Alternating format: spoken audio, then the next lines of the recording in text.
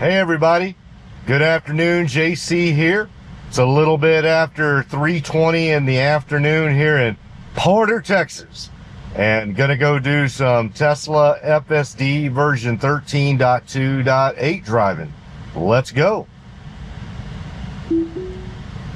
Push the little blue button, start heading out of my driveway, get in between my brother-in-law's GMC Sierra and my neighbor's GMC Yukon. I am covered up by GMC. There we go.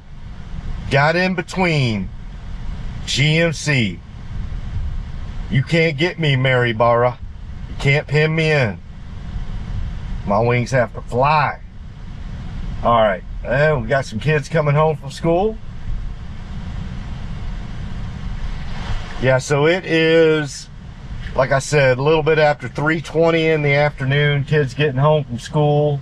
We do have an oncoming vehicle here, so we're gonna have to wait a second. There we go, let the Mercedes get on through. We'll take our right turn. It's about 77 degrees. Beautiful skies, sunny, no clouds. Beautiful. Absolutely gorgeous today.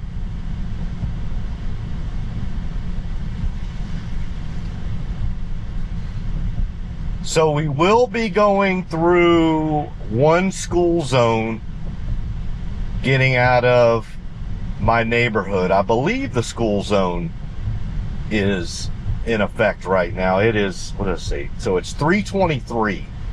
I'm pretty sure the school, so we'll see. Maybe we'll get a chance to see before we get started this afternoon how school zones do. And I'll explain here in a second exactly what the plan is for today's Tesla FSD drive. I do have something planned that I haven't really tried out in a while.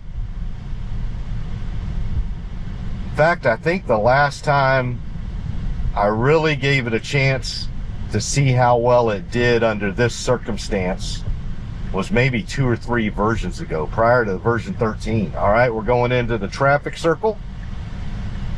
Make a right turn out of the traffic circle. Okay, we have a school zone coming up, but I don't know if it's in session. So 2:30 to 3:30. It is 3:24. So technically, we should be slowing down. Well, we're going to be, this is a weird school zone because it's not, you got a stop sign right there anyway.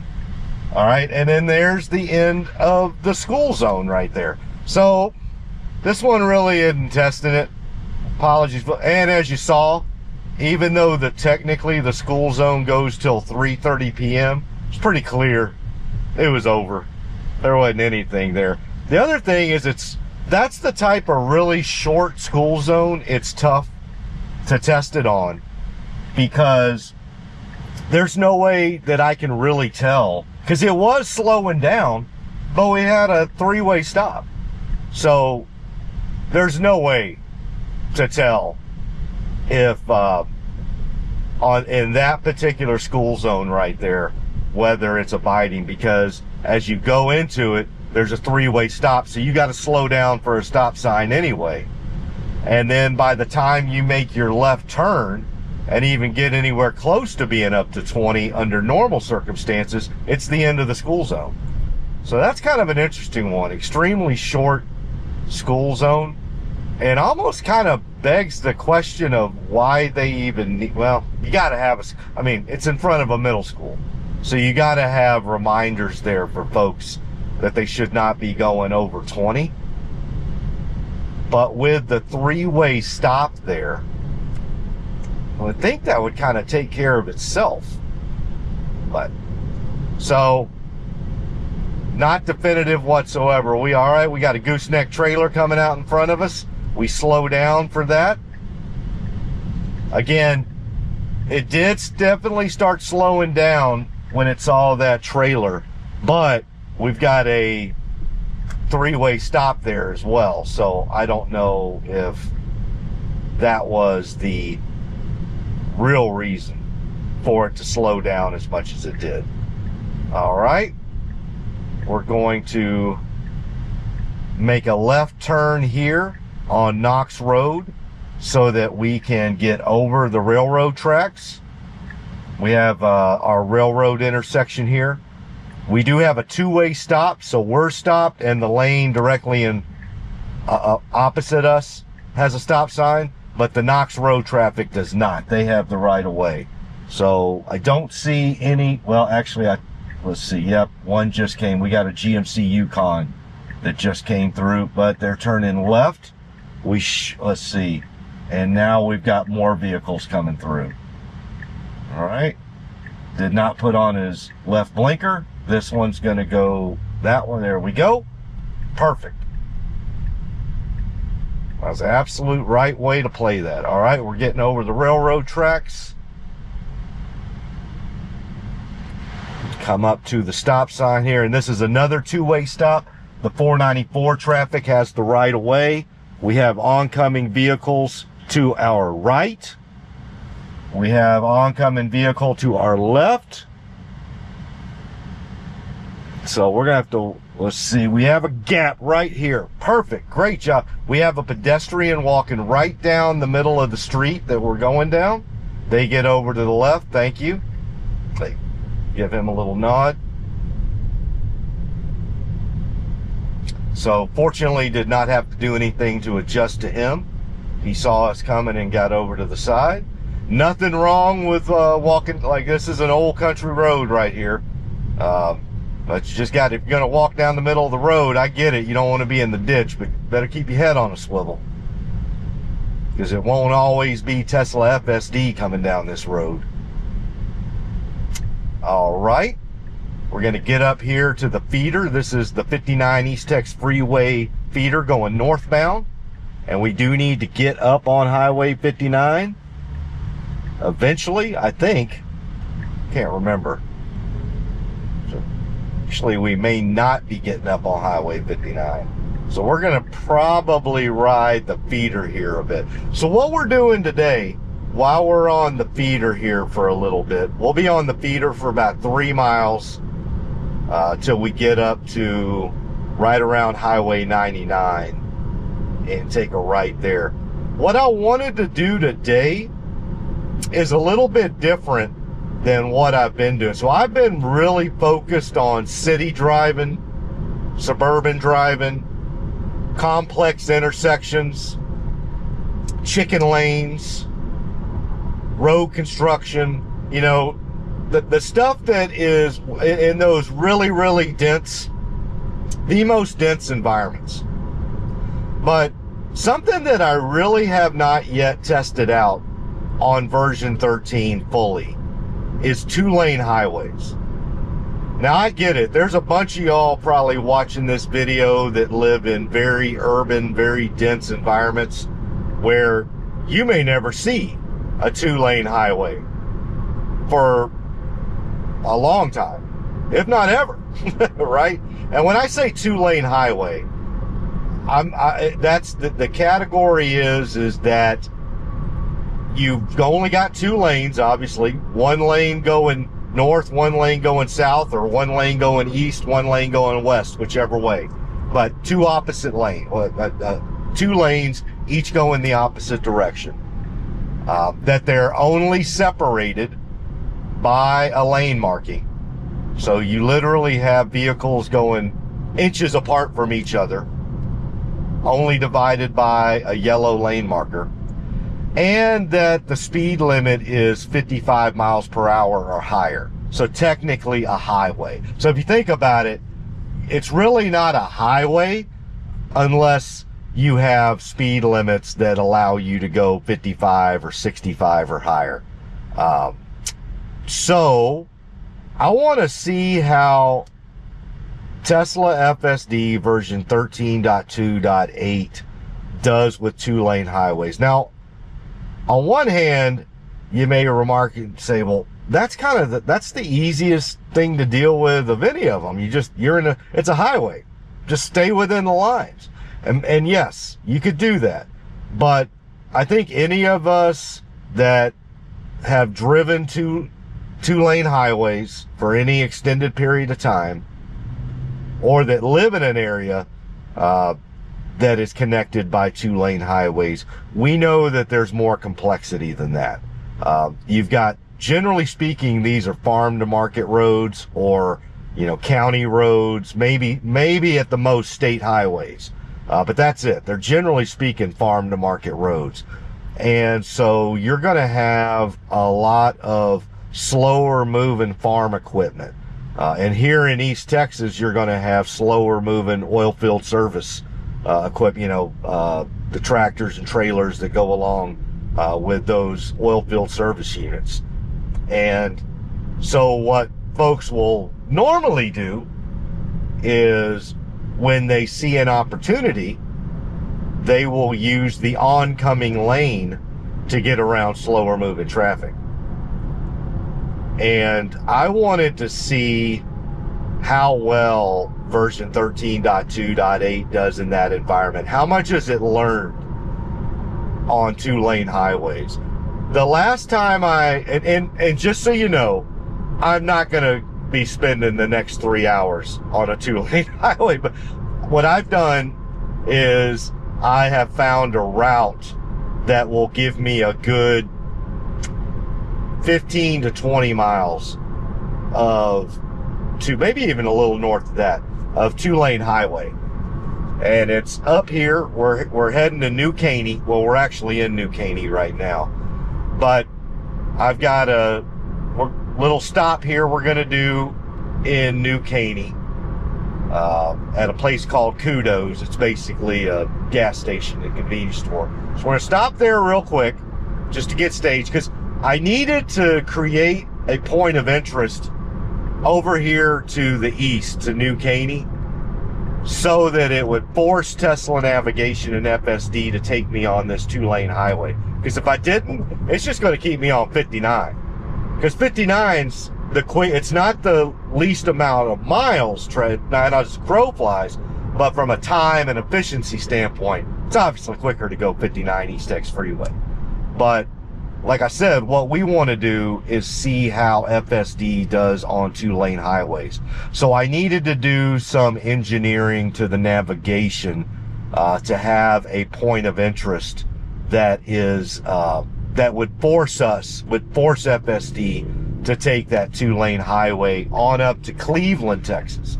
So Cleveland is a good 20 miles north of us. And so between New Caney and Cleveland, let's make this right turn.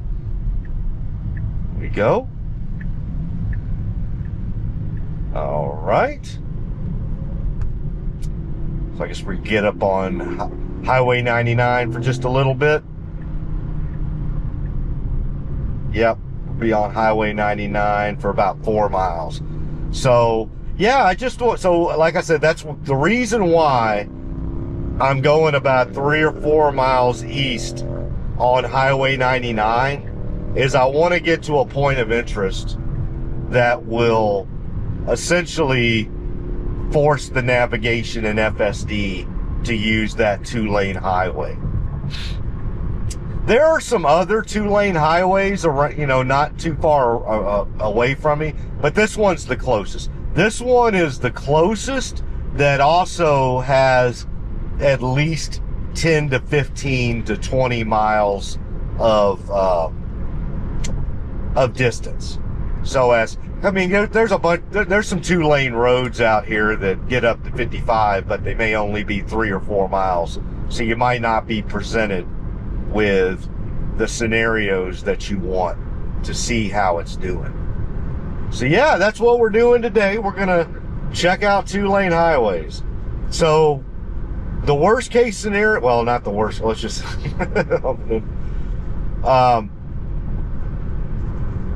what I hope doesn't happen is that there's nobody else out on the highway other than me, because then it will just be us going in a straight line, and basically we would be testing, can FSD stay between a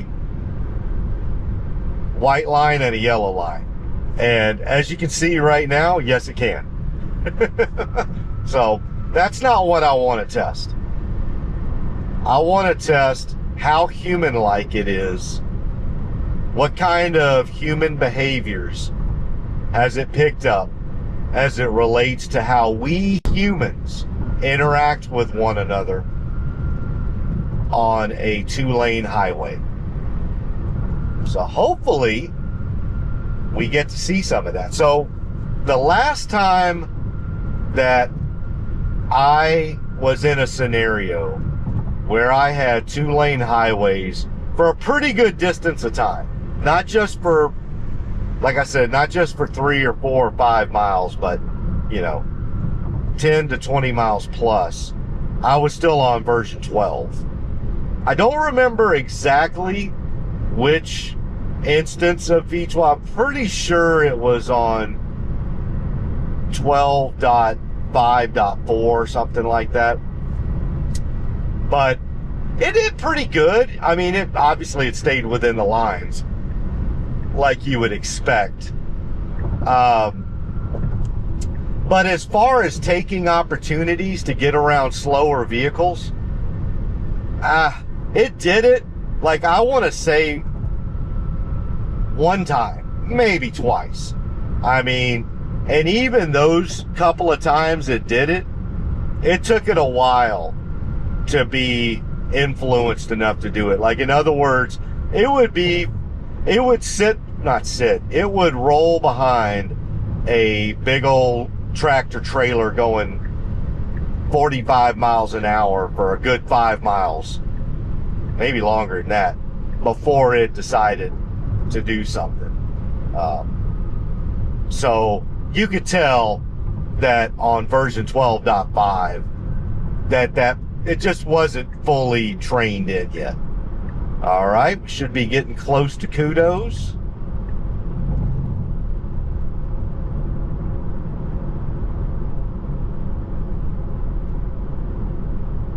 Oh, actually, we're not. Okay, we still got a little ways to go.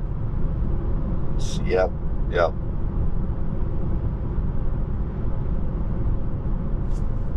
So yeah, like I said, I wanted to go in far enough to where it would definitely take us down that 2-lane highway and not try to take us back over to 59 East X Freeway. Because quite frankly, even though we're going to be a good 7 or 8 miles away from 59 here in a little bit, I still think from a time perspective, if I just, it'll be interesting. It may not be that much difference in time versus going straight on Plum Grove Road, which is what the nickname of this highway is. I forget the actual, I'll find that out here in a second. Versus backtracking 7 or 8 miles and getting over to 59 East X Freeway. The time may be exactly the same. Because you can imagine, you've seen us on 59 East X Freeway. I mean, we get up to 82, 83 on that, depending on traffic. And we're definitely not going to be doing that, I suspect. Again, that'll be something to see too. What speed select? So I am on the hurry mode, and I'll double check that as well. Once we get to the convenience store and get staged, I'm going to check my FSD settings just to make absolutely sure that we are still on the hurry mode and that it's 50% max speed offset. Oh, by the way, they've changed the nomenclature on that. So it used to be called automatic set speed offset, and I guess since we went to version 13, they changed to, or maybe it was version 13 too. I can't remember when they did it, but I just saw it on the user interface the other day. It's called max speed offset now. So any of you, that's actually better because that's less words, less syllables I got to use. And Lord knows with my accent, any additional syllables you add in there, my tongue's going to get tied up. So no longer is it automatic set speed offset, because that's a mouthful. Now it's just max speed offset. And that just comes out a little better. That's just, bam, max speed offset. I like it a lot better. So whoever made the decision to change the nomenclature, kudos to you. All right, we got the Cowboy Feed Store over there. Maybe y'all need some horse feed, goat food, dog food. And when I say dog food, I don't mean the bags you get at HEB or Kroger. I'm talking industrial size. Because a lot of these folks out here don't just have one dog. No, they have several.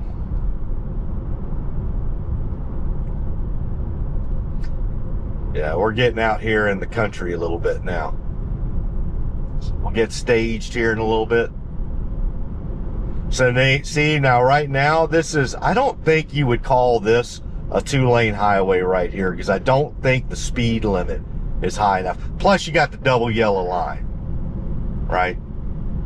Yeah, I would not call this part of, this is 1485, that you would not call this part of it. And there's Kudos right there. So we should be turning in here pretty soon. Has not put on its blinker. Interestingly, it has us going up to the traffic light and turning left. Interesting. Well, we're just going to let it do what it does. But it doesn't have us going. It looks like there's an entrance and exit right there. But you would have to cross over the double yellow lines, which technically you're not supposed to do. So that's probably why. Road work ahead, going that way. All right, yep, see, it doesn't want to go there, but I bet you that's because of the double yellow lines. Okay? Don't do a U-E right now. There we go. Well, we got double yellow lines right here too. All right, so it's not the double yellow lines.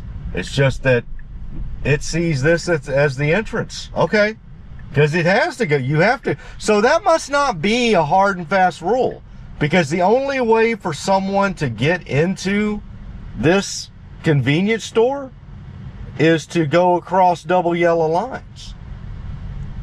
So I'd check the rules on that then. I thought that double yellow lines was basically thou shalt never do that. Let's see if, is it going to select a parking spot for us, or is it just going to stop?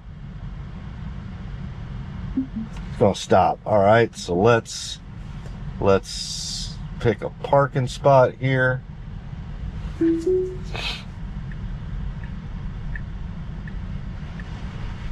So did not park. Pulled into the parking lot really well. But now that we know that obviously you have to be able to cross over a double yellow line, because like I said, that double yellow line went all the way, there's no way to even get in here. So again, I'm going to check the rules on that specifically for Texas state highways and double yellow lines.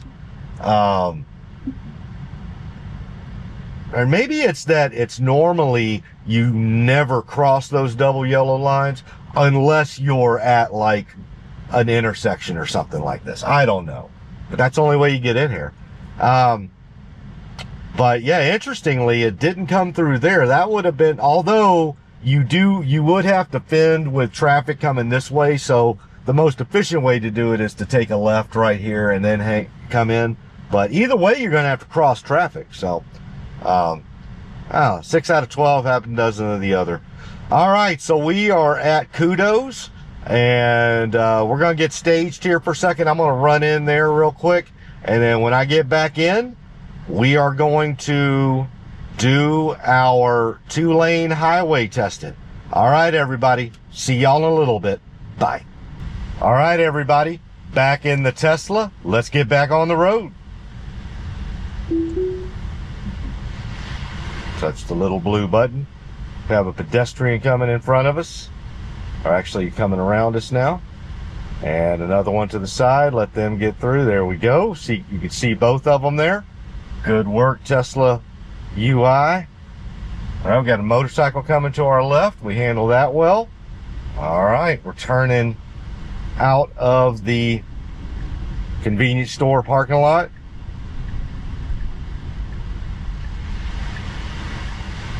Make a right turn. Actually, make a left turn. There we go. Not sure why it had the right blinker on. I knew we needed to take a left turn, but it course corrected itself. Sometimes in those rural gas station parking lots, it can get a little bit wacky with the... You just got to get out of those parking lots. Just let it try to get you out of the parking lot, and then once you get on the road, it'll correct itself. Don't worry. So we're good now. All right. So we're going to get on a series of county highways and farm to market roads here. Again, I'm kind of having to social engineer this a little bit, because like I said, if I just plug in our ultimate destination, it's just going to highway, you know, it is going to quickly get me back over to 59 East Tex Freeway. But that's not going to be able to show. All right, we got a hairpin turn here without any sort of signs whatsoever, but we don't need them because Tesla's FSD's got it handled. There we go. Nice work. So yeah, what I've had to do here is I've actually had to put in a series of points of interest just to keep us going towards this 2-lane highway area. And but it makes sense. I mean, at the end of the day, 99.9999% of the time you're using Tesla FSD, you just want it to take you the most efficient route possible. Well, I'm trying to test out 2-lane highways without getting so far out in the boonies that it's the only way to go. We are still close enough to civilization right here that it works out that you're still better off just going over to 59 to get wherever you're trying to go to and use it to go 20 miles versus use some of these farm to market roads and county roads. All right, we're going underneath the bridge of Highway 99. No stop signs or stop lights here for us. We have the right of way. Got a little bit of congestion right here. Now, the 2-lane highway part, if I'm not mistaken, really doesn't start until we get about 3 or 4 miles further north. This is all still kind of, as you can see, some new subdivisions going out here. So pretty soon, this will no longer be the country either. This is just going to be another burbs. That's what's happening here in Houston. We are literally 40 miles outside of, we're about 40 miles northeast of downtown Houston right now. And look, it's basically suburban. I mean, I'm telling you, people hunt out here. So I'm assuming they're going to have to change. I don't know what that guy was doing. That was interesting. There wasn't nothing to avoid there. I think he's getting frustrated with the car in front of him, and he's doing that dance. We all know that dance. All right, we got a school bus to the left of us. There we go. We're working our way through a work zone. Yeah, see the Chevy Camaro in front of us? They're getting a little frustrated at the speed everybody's going. But you can tell by his left rear end, he's probably not the best person to ask about how to drive safely and efficiently. Well, maybe efficiently, but definitely not safely. All right. Got a car coming. I think we're going straight here. There we go. Oh, there we go. That was actually very good. We had the right of way there, but they were kind of coming in to the lane, and again, not great, not really good lane markings there. But I think we played that really well. All right. We are not even on a 2-lane. This is a little bit more of just a rural county road, Montgomery County Road. So this really isn't even going to test it other than, you know, dealing with very narrow 2-lane county roads, ditches on each side. There we go. Have to compensate for the Chevy Silverado coming through.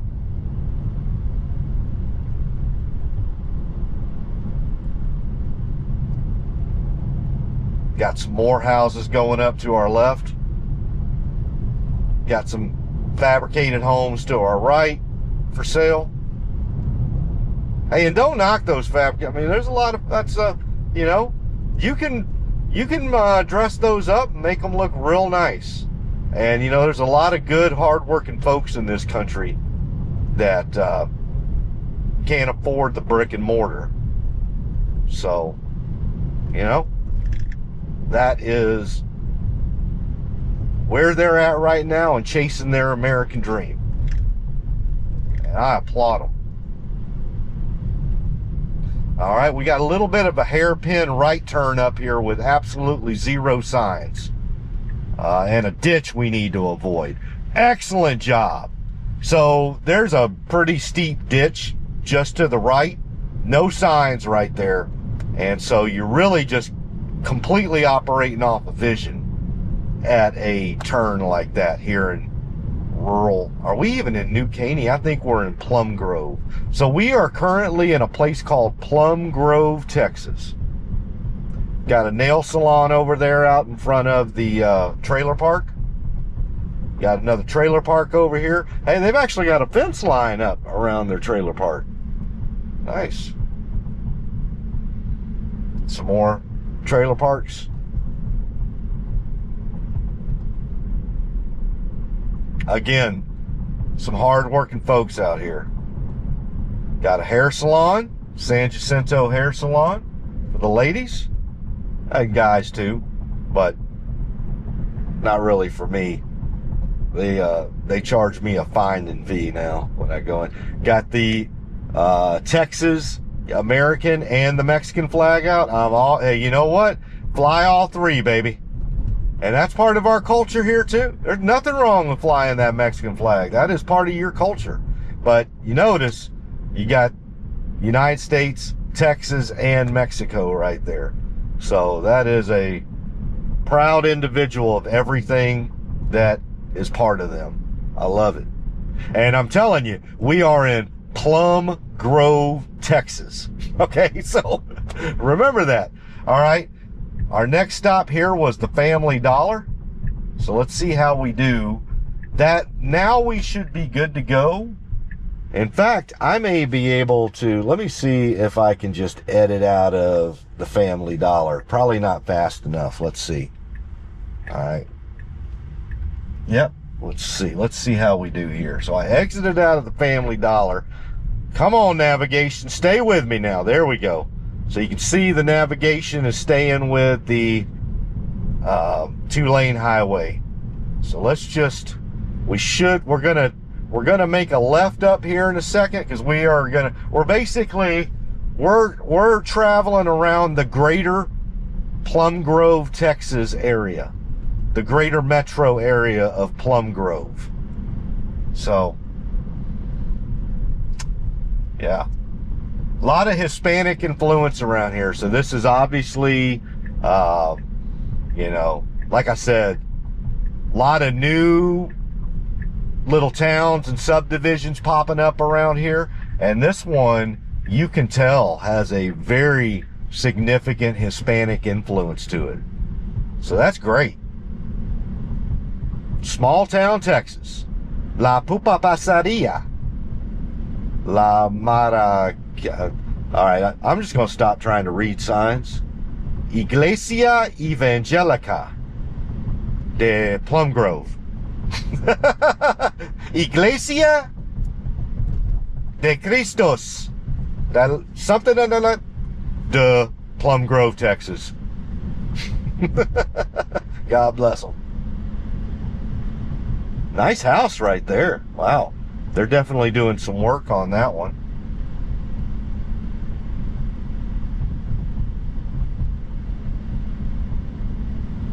Rice Box Express. So what they're doing there is they're working on Toyotas, Nissans, Mazdas. Yeah. I'm not sure how thrilled my wife would be with that. But you know, here's the thing. When they, you know, these are newer fans. When they come over the border, they don't know all the politically correct crap that we're supposed to deal with here. So just, that's why I always tell her, I was like, go easy. I'm like, when they come over the border at Laredo, nobody's giving them a woke guide. Like, don't use these terms or don't use those terms. Just everybody relax. Everybody relax. All right, we're taking a right turn up here.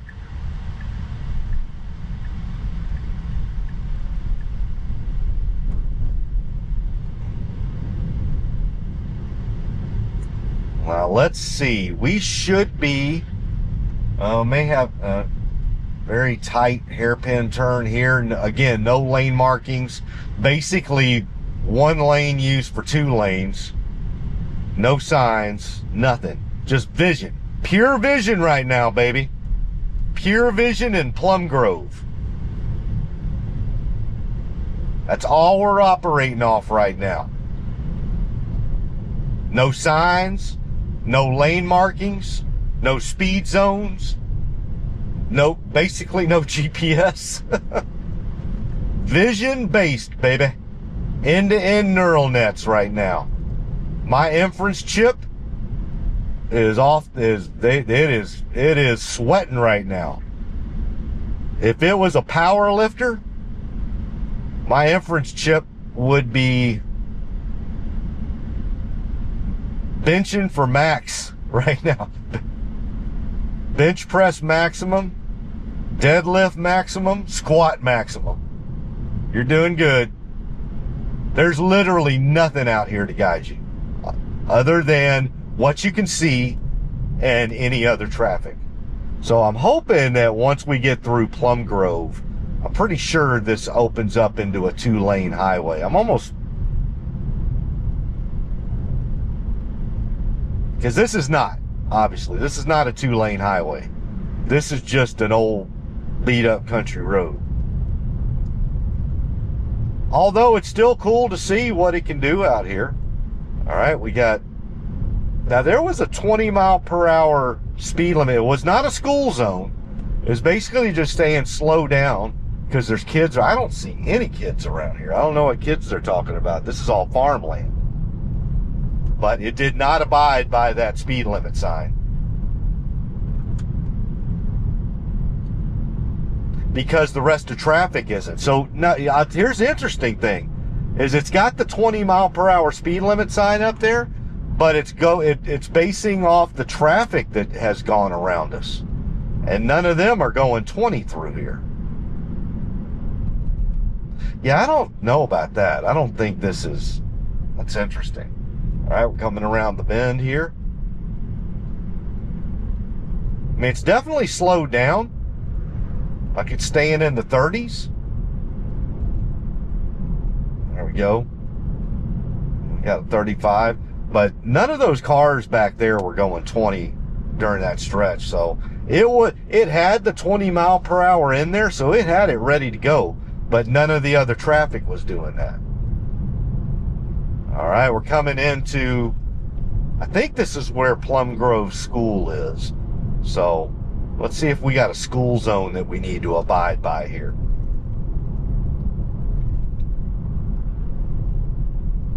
We definitely got other cars. See, no signs whatsoever. Like you're just dealing with vision right now. Vision and knowledge.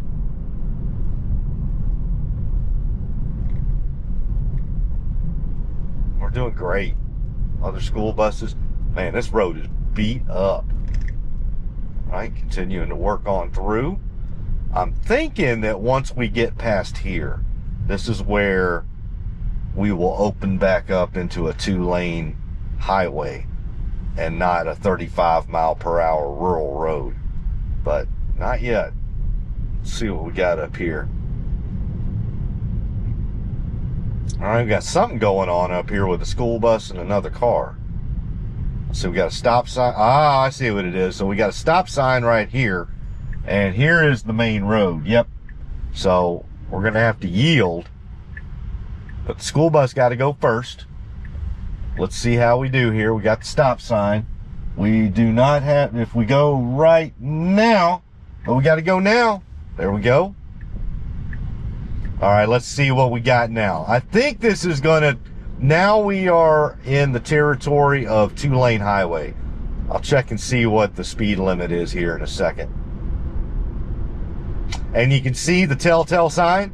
We got the yellow line down the middle, but you've also got, it's a broken line, which means that if you need to use that oncoming lane, you're free to do it, but be careful, use it at your own peril.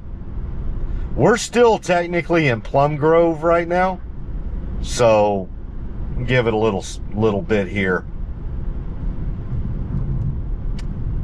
We'll just see. Like I said, this was the closest place I could come to try to see how it might do on now it's showing a 35 mile, we're going 46 right now, but it's showing that this is a 35 mile per hour speed limit through here, which wouldn't surprise me since we're still not out of the greater Plum Grove area.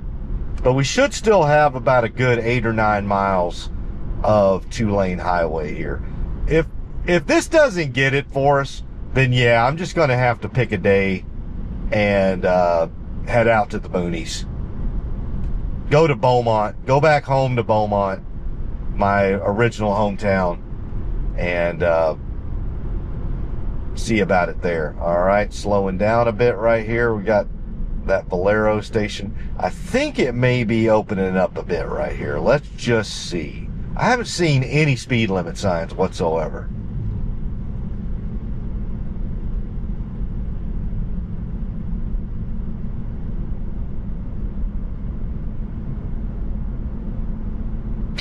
Let's see. And we'll take it on the way back too as well. So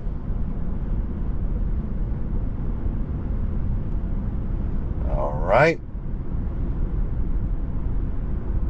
Okay, I think it's turned into a 2-lane highway now, but I just don't know what the speed limit is through here. I think it's so technically no, it hasn't. So it's showing a 50 mile per hour speed limit. So we are not in 2-lane highway situation. You should.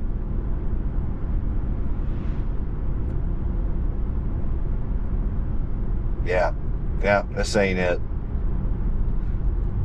I hope we get some. I'd love to check it out. But so far, this has not been it. I thought it was. I knew it was 2-lane. I just didn't know if it was, 2-lane highway or just 2-lane rural road. So far, it's the latter.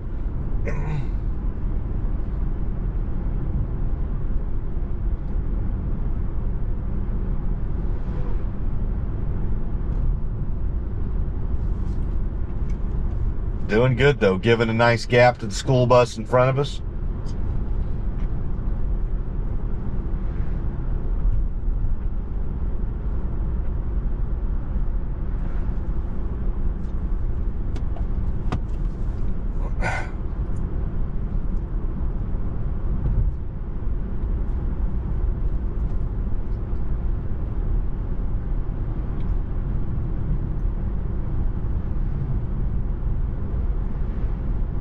Yeah, so it's still showing a 50 mile per hour speed limit, and we're going 54, 55 right now. So this is not testing 2-lane highway yet. I was hoping that there'd be a section of this that would turn into like a true 2-lane highway. I really thought there was.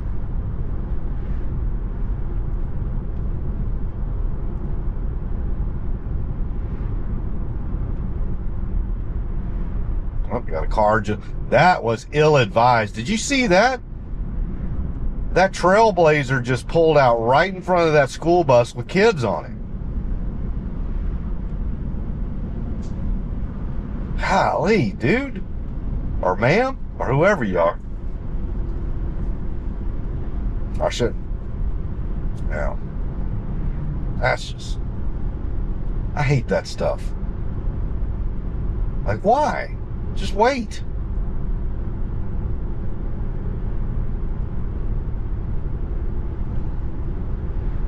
So we're going 56 and a 50. Yeah, I just don't think, I guess this does not open up into a 2-lane highway. It's just it stays a little 2-lane country road all the way from Plum Grove to Cleveland is my guess. I'd love to see it open up a bit here, but I guess I'm going to have to get out on Highway 90 and go to Beaumont in order to really see what it can do. The thing is, though, is that that's a good hour and a half, hour and 45-minute drive.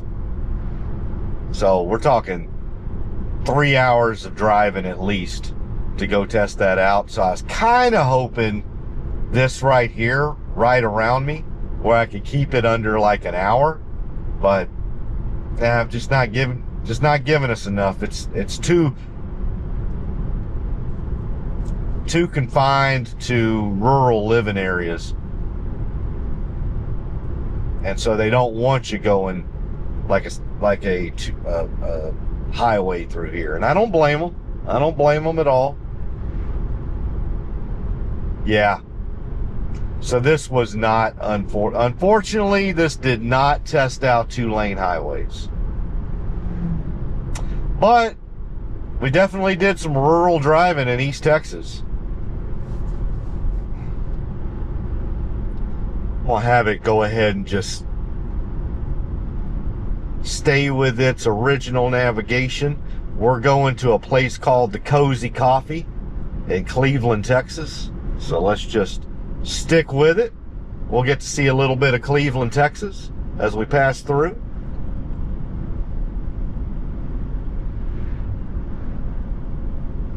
So now we know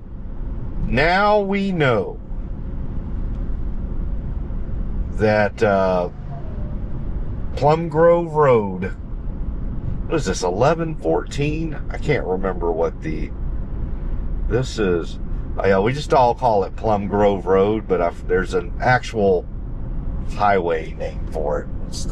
Maybe they show on here. No, they don't. I think it's 1114 or something like that. But anyway, now we know between Plum Grove and Cleveland,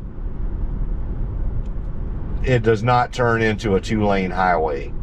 And like I said, my definite, like some folks may say, well, JC, you've been on a 2-lane highway the whole way. No, what I mean by 2-lane highway is where it's just like this, just like we have right here, but it's like speeds of 55 miles per hour or more. In some cases here in Texas, we have places that are 2 lanes like this, and they've got a 75 mile per hour speed limit.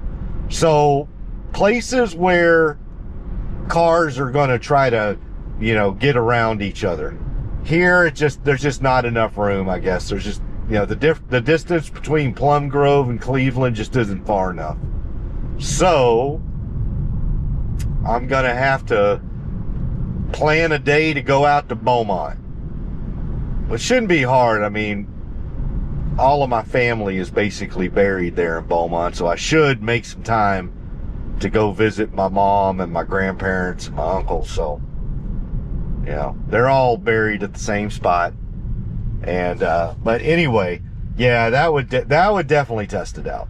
The thing is it's about, depending on traffic, anywhere from an hour and a half to 2 hours to get all the way over to Beaumont for us. So, but if we're really going to test out 13.2.8 and see how well it does with 2-lane highways, maybe the only way to do it.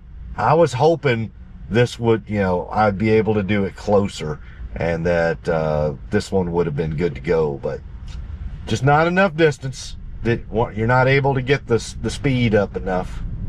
All right, we're continuing to work our way through the greater Cleveland metro area.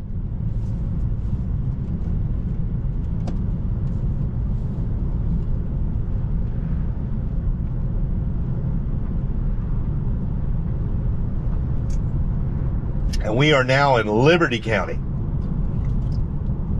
So no longer Montgomery County, but Liberty County. And that means nothing to most of y'all. All right, got to slow down here. We got a school bus, took a left turn onto the road here. There we go. Cleveland ISD. Well, that'd make that place look like a prison. Look at that wire up there. I don't think that's a school. I think that's like a service center. I hope. Dang, I want to play them in football. Imagine you're a football team and you roll up to the school and they've got prison wire like that. You're like, oh crap, we're in for a long night.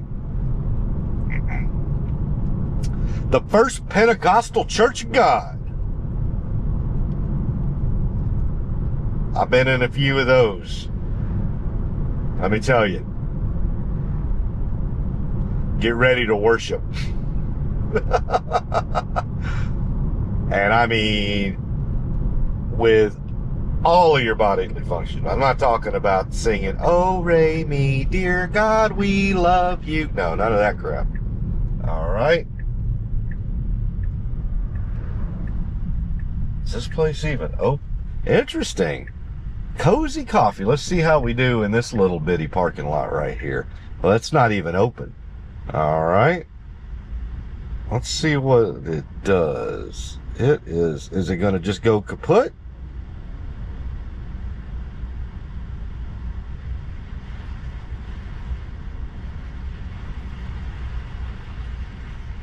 Yeah.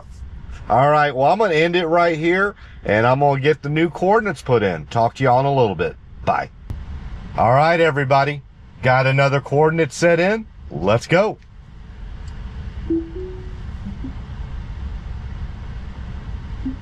All right, it's going to have to reverse out. So I pulled in here. This place isn't even open. They got the gate open, but I don't know if it's like not open at all. All right, we're going to turn right up here, but we got oncoming vehicles coming both ways, so we're going to have to, and this is like a, so what I've done, I'm going to try one more place, 321, Highway 321, and it's a long enough stretch. It's a little far out of the way, but you know what the heck, let's give it a shot. All right, we got a gap, we're going to take it. There we go. We got to be a little careful though. Wow, excellent job. Excellent job. I'm going to tell you what, to all you city folks, all you city dwellers, look at that and I'm clapping and you're like, JC, you're on a freaking rural road in Plum Grove, Texas. Stop clapping. No, I'm going to tell you, that was impressive because you don't have much room to work with right there. Like I said, we are on a 2-lane rural county road, Liberty County. You got oncoming vehicles both ways. There's a gap right there. You can take it, but you got traffic coming 55 miles per hour inches from you. So you got to be careful with that. It did fantastic. Fantastic. Awesome job, Tesla FSD. I will clap again. I will clap a third time.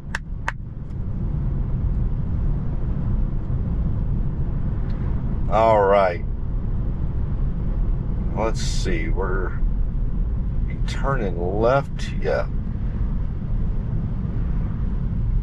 Let me look at, I'm just going to look at our visual here. So what we're going to do, I don't know if you can see, so as you can tell, we're a pretty good distance northeast.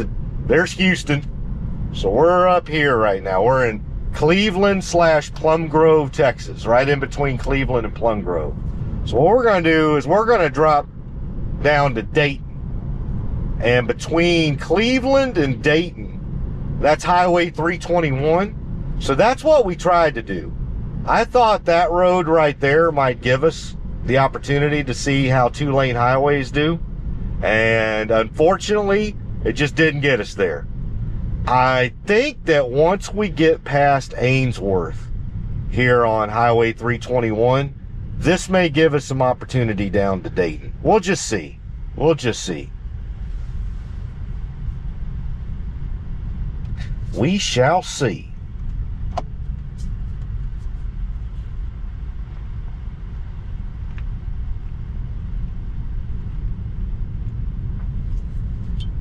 All right.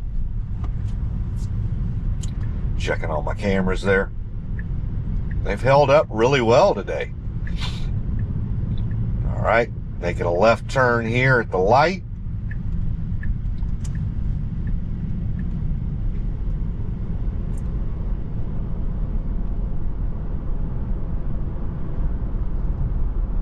see what we got here. Now, I think this is, pretty sure this is our, let's see, going right now. Okay, we're on 105 right now.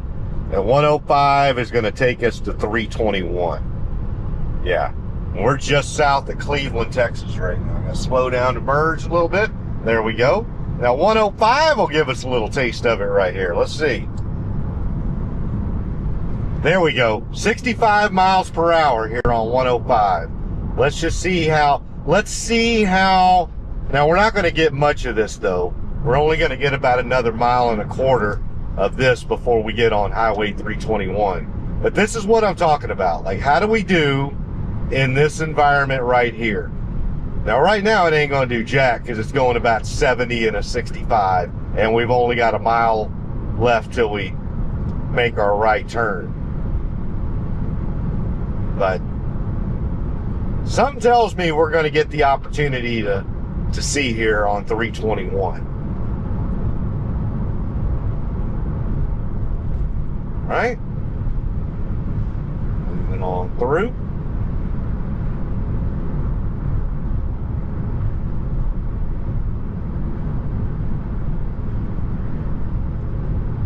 About another 1/4 mile up here, and we shall take a right.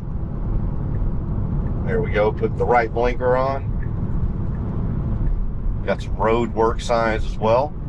Let's see, heading towards Beaumont. We are not going to Beaumont though. But we ought to get enough of a feel of 321. That's actually a junction of 105 and 321, so this should be good. Good.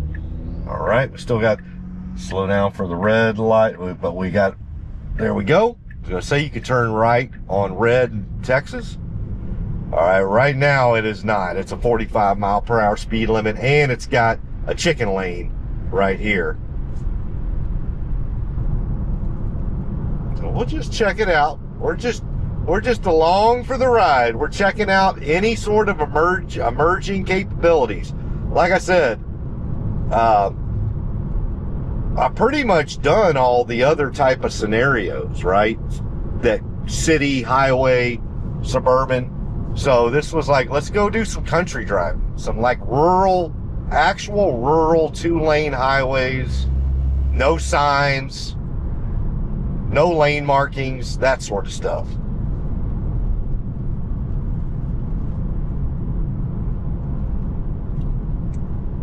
All right, we're pretty well slowed down right now, but let me check out. I think once we get past Ainsworth, yeah, because I think 105, yeah, once we get past that, should be good.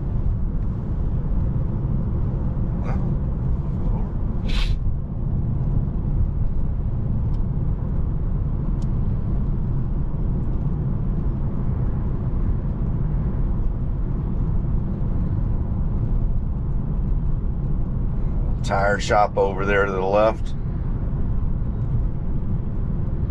Selling dirt over there to the right. If you need some dirt, you got folks over there.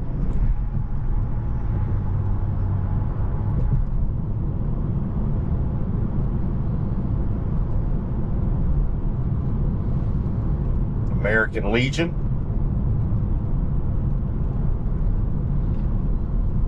Some farmland.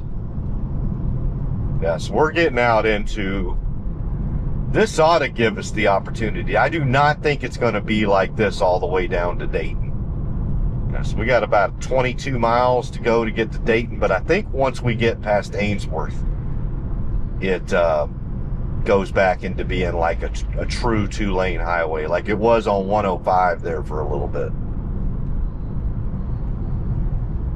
But this is obviously it being 105 and 321 together. It's like a juncture where you're kind of going through an industrial area. So it makes sense that it would slow down a bit through here and have a lower speed limit. Some more baling wire on the fence. Man, they're really trying to keep people out of these places. Or in, I don't know. Electrical underground contracting. Welding supply. See, everybody out here, these are people that work with their hands. Welders, electrical supply, veterinary clinic, Hope Church.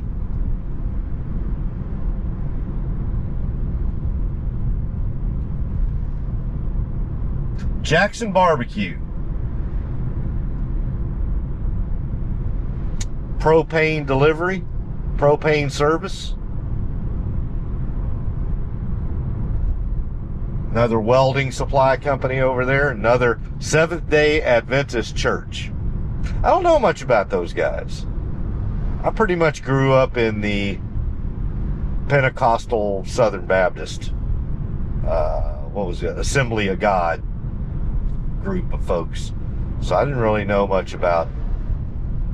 And I hope anybody out there that was any of that, all power to you. If you're still doing it, all power to you as well. I myself,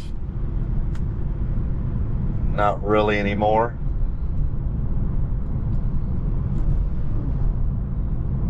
All right, got a little slowdown here. I got some road construction. Doing good, doing real good.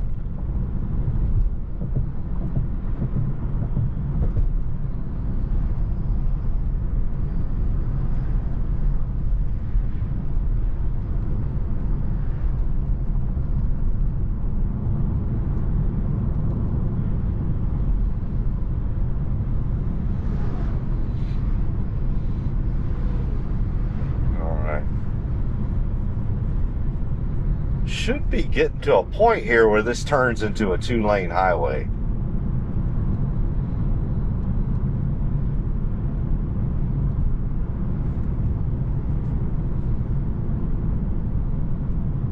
I think this is it. So if you're wanting to go to Beaumont, which I don't today, you're going to stay left and go 105. Otherwise, I think you keep going straight on 321. Keep going south. And that would go east. There we go. Let's get through here. And then I bet you a dime to a donut that will turn back into a 2-lane highway here in a second. We got a 60 mile per hour speed limit sign. That's a good sign. And we're down to 2 lanes. There we go. And we got 21 miles to Dayton. So let's see how it does in this environment. It should just be straight shooting. Let me see here. Yep, pretty much straight shooting.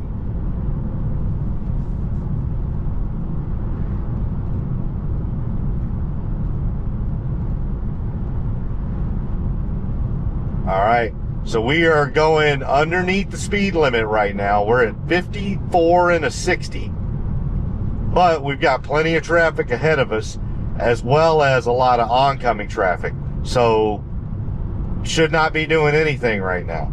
But we'll just be on the lookout, all right? That Toyota Tundra getting over in the left turning lane, that's going to give us some room, all right? Let's start picking up some steam. We are in the hurry mode. Speed limit sign gets up to 65. Still got 19 miles to Dayton. All right, let's see how we're doing here. Now, it did not pick up the 65 mile per hour speed limit. It's still showing 60. But I am going 69 right now. 69.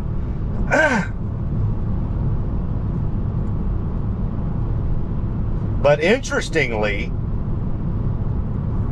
the speed limit that it is showing in the computer for this road is 60, but we clearly just saw a 65 mile per hour speed limit. That being said, it doesn't matter. We're going 72 right now. So we are definitely doing good from a speed selection perspective on this little 2-lane highway. Great job. 72. Perfect. Continuing to work on through these little bitty East Texas towns. Maintaining good speed. 71. I love it. So what I would tell you is on version 12, if you wanted to stay on FSD in an environment like this, you would be a lot of times having to touch the accelerator to speed it up a bit, to get it a little bit above the speed limit where you really want to go. No, this is perfect. We're going 72. 72 and a 65. Now, it's still showing 60. I don't know what it needs to pick up on the fact that the speed limit's actually 65 and not 60. But again, doesn't really matter since we're going 72. And we really couldn't go that much faster than that right now anyway, because we got a truck right ahead of us. So we're actually doing, this is perfect right here.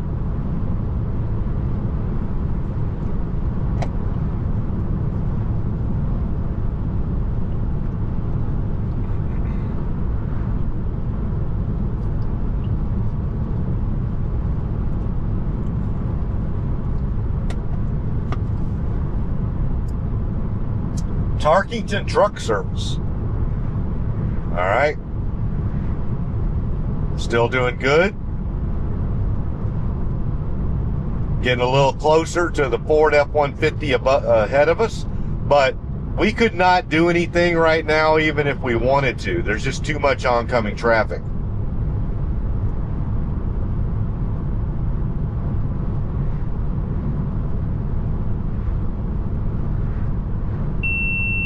Oh, of course it did. Front camera just went out. We'll let that cool off for a little bit. Just let that cool off for a second.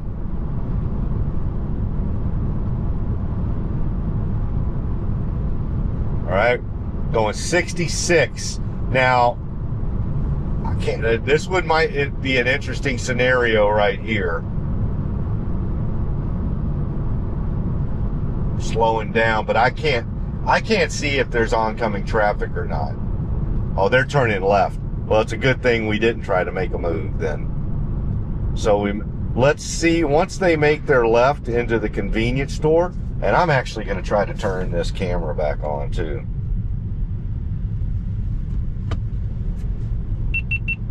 All right.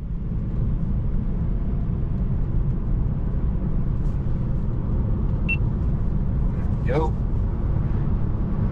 All right, now let's see what kind of speed we get up to.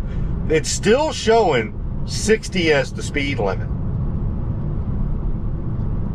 Now we have nobody in front of us to go off of. We're going 60, 61.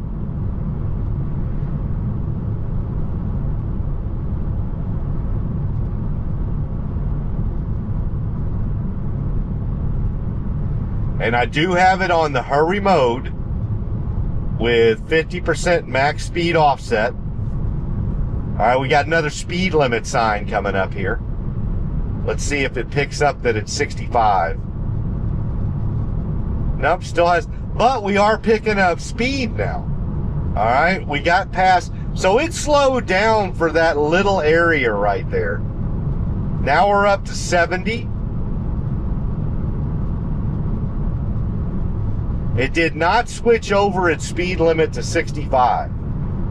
It has gone by two speed limit signs that both clearly said 65, and it hasn't updated here. That being said, like I said, we're going 70 right now, which is 5 miles over the speed limit. Up. Let's see what we got here. Is this a stopped school bus? No, it's not. No, it is not. Oh, it is now. It is. Up.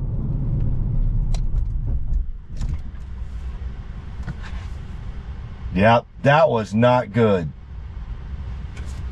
That was not good.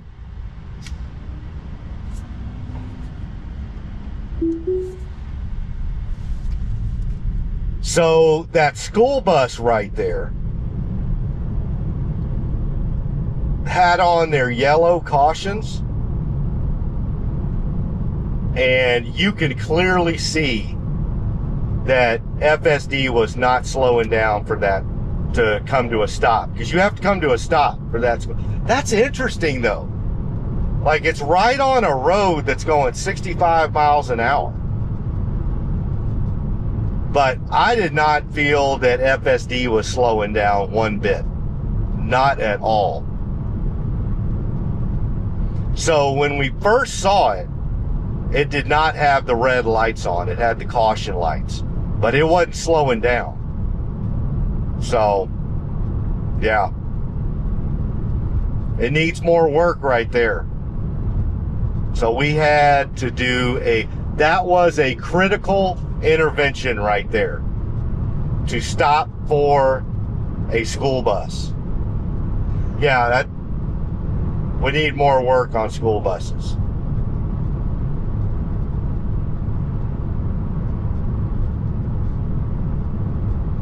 Yep. Well, that's why you get out here and do these things. And I get it. One might ask, people are dropping kids off a school bus on a road where people are going 65 to 75 miles an hour? Yes, they are. So, in the rural parts of this country, that is not an abnormality right there at all. So, they're going to need to get trained up on that, at least in a rural setting.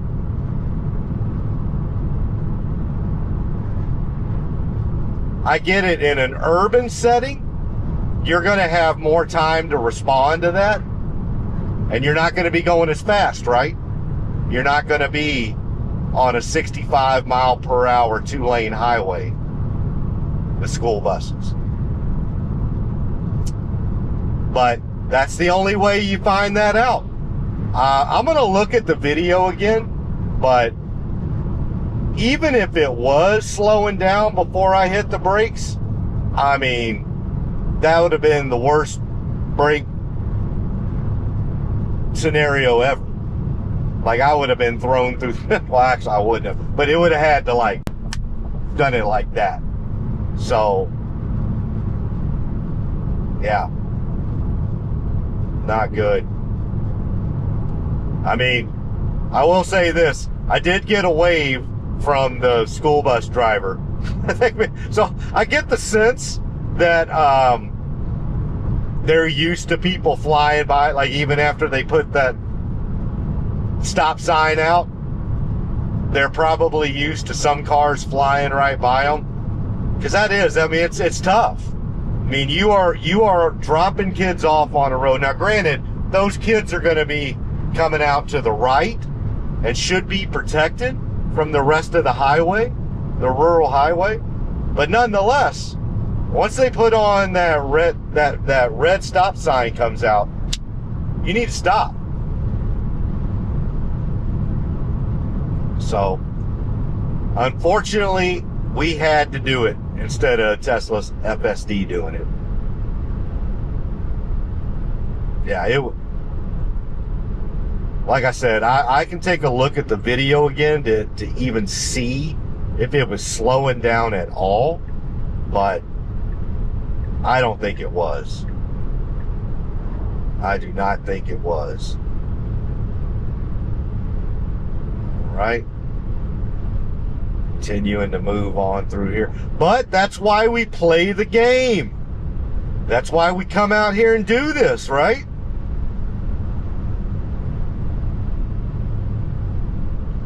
I mean, this isn't going to be the highest school zone scenario up on the list. Because quite frankly, it'll probably be a while before there's robo-taxi. All right, we're going to need to start merging over. See what we do here. There we go. Yeah, it'd probably be a while before robo-taxi is in Liberty County, Texas. little Aintree, Texas. But gonna have to. Now look at this. I think we got a Tesla in front of us. Look at that. We got a Model Y in front of us, an older Model Y. Nice. Out here even.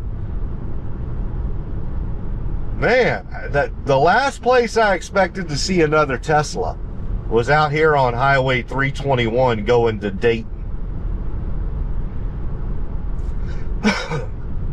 So, had a critical intervention. I had to take over and stop for the school bus. Yeah. Well, again, that's why you got to get out here and get these miles logged. And of course, when I disengaged, that video immediately went back to Tesla. I'm also going to have the video data here, so we'll get it trained up. That's the way it learns, is by us encountering that scenario right there.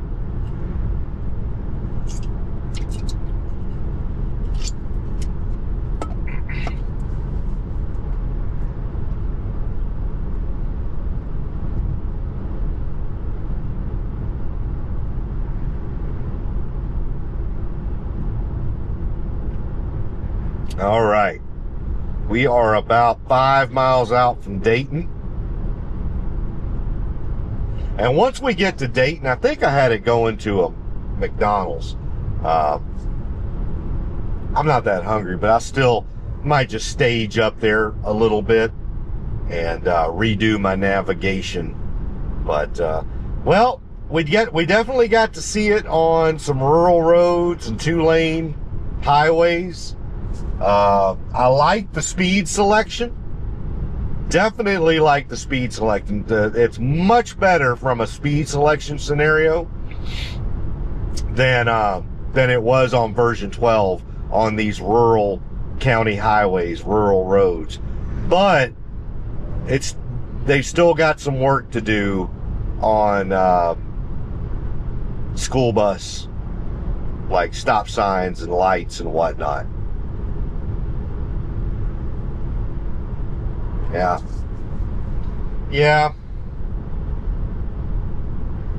I mean,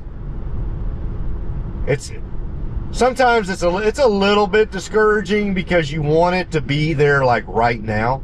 So I won't lie. Yeah, when something like that happens, it's like, oh, come on. It's kind of discouraging. But then at the very same token, just like a closer in baseball, what does a closer in baseball do really well? They forget their last pitch. You gotta get it reported to the Tesla AI team, and that's what it did. So as soon as I disengaged, that information immediately went to the Tesla AI team. And then as far as what we're concerned with is you need to move on. Push the button. Push the blue button here or push the button there and get back to it. You got to do it. You got to press forward because this is the future, right? When the Wright brothers were at Kitty Hawk, do you think they had a few snafus? Yeah. Did they give up? No. So you can be discouraged for a little while when you have a critical intervention. That's going to be normal because you love this technology so much. You know what it's eventually going to do. And it's a human nature that you want it to be able to do all of that right now. But you also got to remember, the only way we get there is by identifying the issue we just did. Right? That's it. Like the only way Orville and Wilbur Wright figured out everything they needed to do to finally fly that monstrosity of a thing they called an airplane back then for 20 miles. They had to wreck on Onslow Beach in North Carolina over and over and over and over and over. And add about 18,000 more overs in there. And guess what? Today, you're flying across the Atlantic eating chicken cordon bleu, having a double whiskey sour while you're on a flight from JFK to London. So, don't get discouraged. I'm not gonna lie, it does. Like when those critical interventions happen, and that's my first one in about 3 or 4 weeks. They're a little bit discouraging. It's like little hit in the gut. But then, just like a great closer in baseball, you got to immediately put that last pitch out of your head. Push that button and move forward. That's it. You just got to keep going. Don't get discouraged.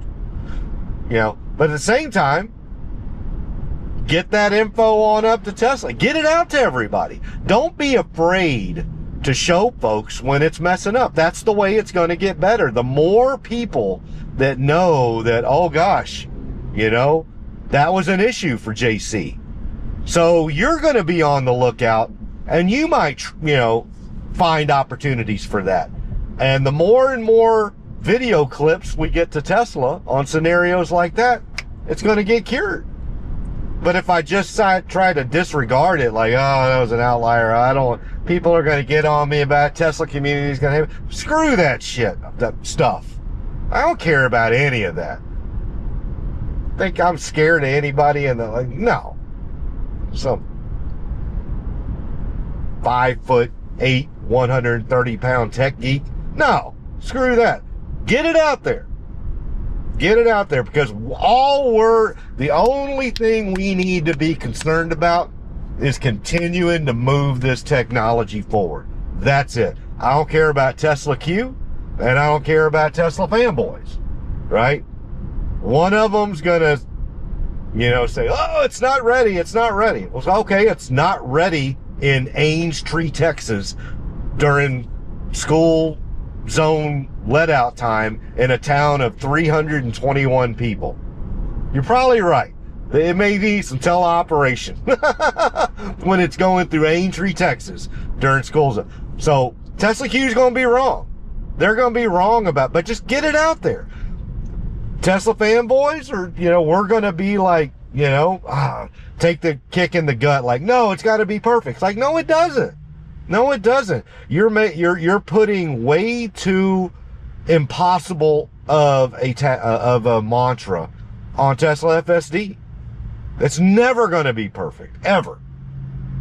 It's just not. But we can continue on that march in nines to be just as good as human, and then better than human, and then exponentially better than human. But nothing's ever going to be 100%. Nothing. Except gravity. And maybe even that'll get us one day. But, yeah. But it's by reporting stuff like that and seeing those things, like experiencing, putting yourself in a situation to experience something like that, will give you the opportunity to get that on up to Tesla AI. All right, I'm looking to go to that McDonald's parking lot. Let's see what we're doing here, how we're going to handle this. Or did I? Maybe I didn't put McDonald's in there. I don't know. Maybe it's Burger King. I don't know. Or maybe it was here. Well, yep. That is where the pin is. So, all right. Well, I'm going to tell you what. Let me take that off. I'm going to get so we are in Dayton right now, and I'm going to get us set up to head on back home. I'll try to find a good route, maybe either the most efficient route or a route that might show us some more interesting things. But yeah, I'm going to shut it down here for a second, and I will see y'all in just a little bit. Bye. So that should really be the all right takeaway here, that they've about to trained head the model on back with to the this US casa. version. I've that it now got can start a scaling Tesla across the world. space with Herbert Just on, in terms of this and quarter, we've seen Mexico, they're talking about Puerto Rico, Tesla on there, so and I'm now going to listen China to a little bit of that on the way And back home. This is the most Let's competitive go. EV market in the world. Tesla already does extremely well there. The new Model Y is now going to be launching with FSD. See how we do here. This is a great differentiator in the world's most competitive auto market. It's something that is much more difficult to copy than, for example, the exterior design of the car. And I think it's going to make a material difference in China. I expect them to start unveiling FSD subscriptions soon. Out here. And this paves the way for eventually doing robo-taxi Good job. in the country as well. Although I would expect that to follow the United States. There you go. So super exciting. People who are getting out of a pickle love it. They say it's smoother, reverse more back a little bit, and more lifelike than other ADAS systems. And there we I go. don't think this is the last country they're going to add this year. I think they're going to hopefully get into some European countries or maybe Australia. And I will keep an eye on the navigation to make as well. That was great. So you saw how I got out of a pickle right there. But it is 2024.45.32.12. It is version 13. Is it a different version? Are they allowed to do everything that FSD is allowed to do? Are you aware of the slight change differences? There's no difference from the US version. GMC Sierra was nice to let us know. 13.2 that we're running in the United States. A lot of people were confused about the name. That was a great job there. Translates to at that place that we stopped off at to get our navigation reset. This is just based on the view of Chinese regulators that and then reverse out of a self-driving system should not be being stuck. So it didn't. I was not able to get it stuck there. Term that they think is appropriate. So, like I said, I've got it on a Tesla space right now. It's Herbert Ong, who's great. He runs a really good space called the Tesla Cyberbull, and that's what I'm listening to. So let's listen to it. It's very clear when you look at the videos. This is hands-free FSD 13. Yeah, I saw that too. I mean, and then just a comment, can you, on they took the same software and then they dropped it into China and it's working. And right, without the local data, that is just shows you how powerful the tool is, and that can go anywhere. I mean, they already did it in Mexico, now they did it in China. And so far, it's looking like it's working really, really well. I mean, of course. Yeah, notice how fast they're adding new countries. Yeah. And here's the thing. They've done demos in Germany last year to European regulators. They've trained a model here. What the end-to-end approach has allowed them to do, they can train on data from all over the world, and what comes out is a model that can actually drive all around the world. So look at Waymo, for example. They said, we're going on a road trip this year. We're going on a road trip to San Diego to figure out how we perform there. San Diego's 2 hours south of LA. How different is it? And they're going to Japan. They said, we're going to start with human drivers. Going right into the sun right now. Then maybe launch a service there. I think maybe they're also looking at the Netherlands. But the pace of these rollouts is very slow. There's a lot of work they have to do. Meanwhile, FSD is adding entire country support, and it's very simple to do because all they need to do is just make sure that it's obeying some of the local road rules, maybe add a few training examples, but the model can pretty much work out of the box anywhere. I mean, you could make a man-made island in the middle of the ocean, paint some roads and lane lines, and FSD would be able to run there. All right, so Omar, you just said, and I want to ask the panel what they think, right? Your opinion is that you needed the millions of miles, you needed a supercomputer to create the base. I did get honked at from behind, now you're able but just a caveat there. I was in the proper lane. Does the rest of the panel? They were on the shoulder. Same thing? Can competitors? So we merged in. We were cognizant of the motorcycle in front of us. And we were protective of them, simulate this. But we were able to merge in, and they were on the shoulder. That is not actually. I think what happened here today. All right. I think we're getting on 1960 here, Highway 90. I believe this might shock people. but I think this was Tesla's own DeepSeek moment. What they have done is they were faced with a constraint that they couldn't do FSD, train FSD the same way that they could in the US. And so whatever they did, they likely did some variation of distilling the capability from the US model, then applied with some of those street level video footage. They're talking that about they were Tesla able to get FSD in China right now. from China. And then It just got released in China last night, and so Tesla owners in China were able to start using FSD today. How exciting is that? They were able to stand on the shoulder All of right, what was already developed. going right into the sun right now. With FSD. And now they can replicate this, I believe, in various countries, again using the foundational models that they built in the US, North American markets, and then taking the rules, the video footage of country XYZ, and then start to iterate from there. This is quite profound. My question really for Omar is, are you getting a ticket to Shanghai to actually try this? Yes. Because let me tell you, with all your experience of that, all the nuances of driving this in the US, I believe you're one of the persons on planet Earth that can give us a real assessment of the baby China FSD. Yeah, I mean, that might have to happen, and I'd love to try some of the other Chinese systems as well firsthand. Exactly. But yeah, NVIDIA doesn't collect any driving data from their partners. Their partners don't even collect most of the driving data themselves because their cars don't even have an internet connection. So, the market in general is completely in the dark at how far ahead Tesla is on self-driving. We're moving into an autonomous world. Look at what's happening with AI. This technology is about to be everywhere, and Tesla has positioned themselves to dominate it. You look at, for example, the software, a pure vision self-driving model.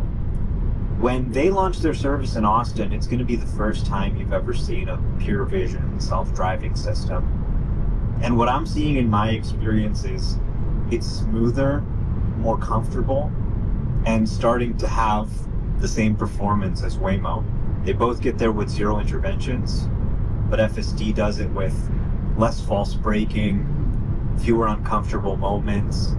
It's just leapfrogging it, and is going to continue to as this approach scales. So this is going to be really interesting when you see them side to side. Tesla's actually created a technology that is better, it drives better, but it costs less, and it can be incorporated across their lineup. Then you look at Cybercab, which Oni just announced today. They're already starting preparations and hiring for the production of Cybercab, which is going to be in volume production next year. You look at what we have a temporary passing lane right here. The way the body panels are constructed. It moved over into that temporary passing lane. The unbox process, manufacturing in a much more modular way. And you realize that even if they had a model that was as good as FSD, how are they going to compete with this thing on price? How are they going to deliver the vertical integration where there's a charging network where it can go and autonomously charge itself? The vertical integration between the models they're training, the inference chips they're building into the cars, innovating on the manufacturing of the car itself to get down to a $25,000 price point, and running a rideshare network. Going themselves. right into the sun right now. There's people trying to compete with pieces of this, but nobody else trying to do it all together. It's really exciting. I mean, so, we're talking about the stock movement. Actually, I guess this wasn't a temporary lane. Gene Munster had a tweet that he just put out. He said, I believe the recent pullback is largely related to investors recalibrating their delivery expectations for 2025. The catalyst to the adjusted expectations has been Musk's increased political visibility alienating buyers. And then he said the dynamic is starting to show up with registrations in Europe, with European sales down 45% year over year in January. But, you know, I question this narrative a little bit. The European decline in deliveries, which first off was reported a few weeks ago, so why this is a news story today again, I'm not sure. It feels a little bit funny.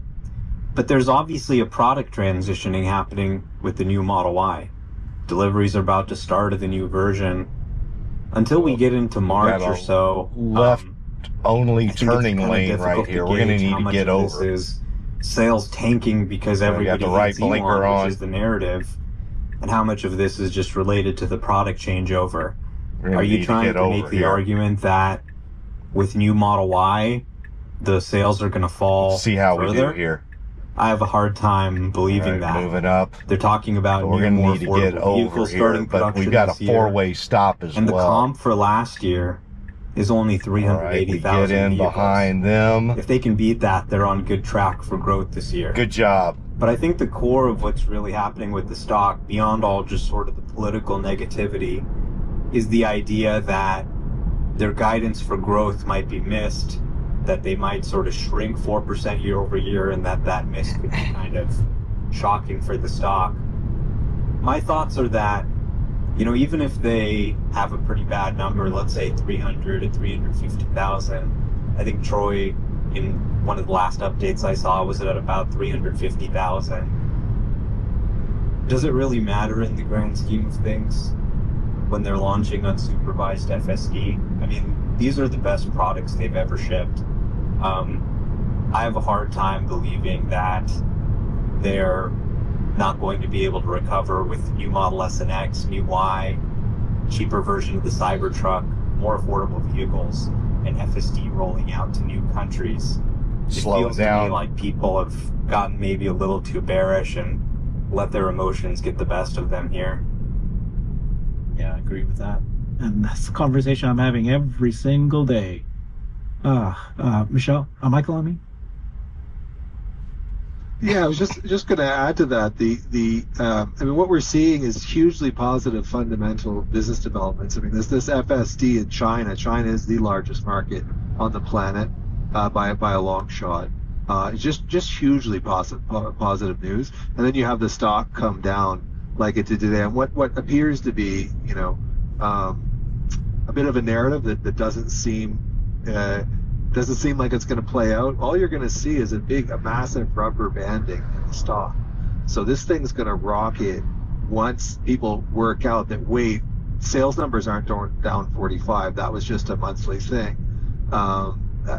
So, I mean, we're going to end up in the same place in 6 months. I think what we're seeing here is just overdone, and it's going to rubber band right back up. Anytime there's a disconnect between the fundamentals and what's going on in the market, eventually it works itself out. You know, on the, you know, it's largely say on the short term, the market's a voting machine. On the longer term, a weighing machine, and eventually Tesla will be weighed on its merit. So you don't think that this political climate is permanent? The brand damage by Elon is permanent? You know, there is an element of reality to it, obviously. He is extremely politically visible. Some people have strong feelings about him.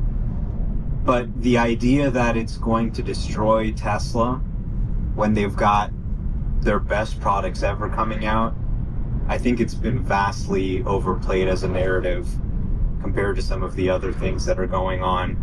And, you know, you talk about the China news, for example.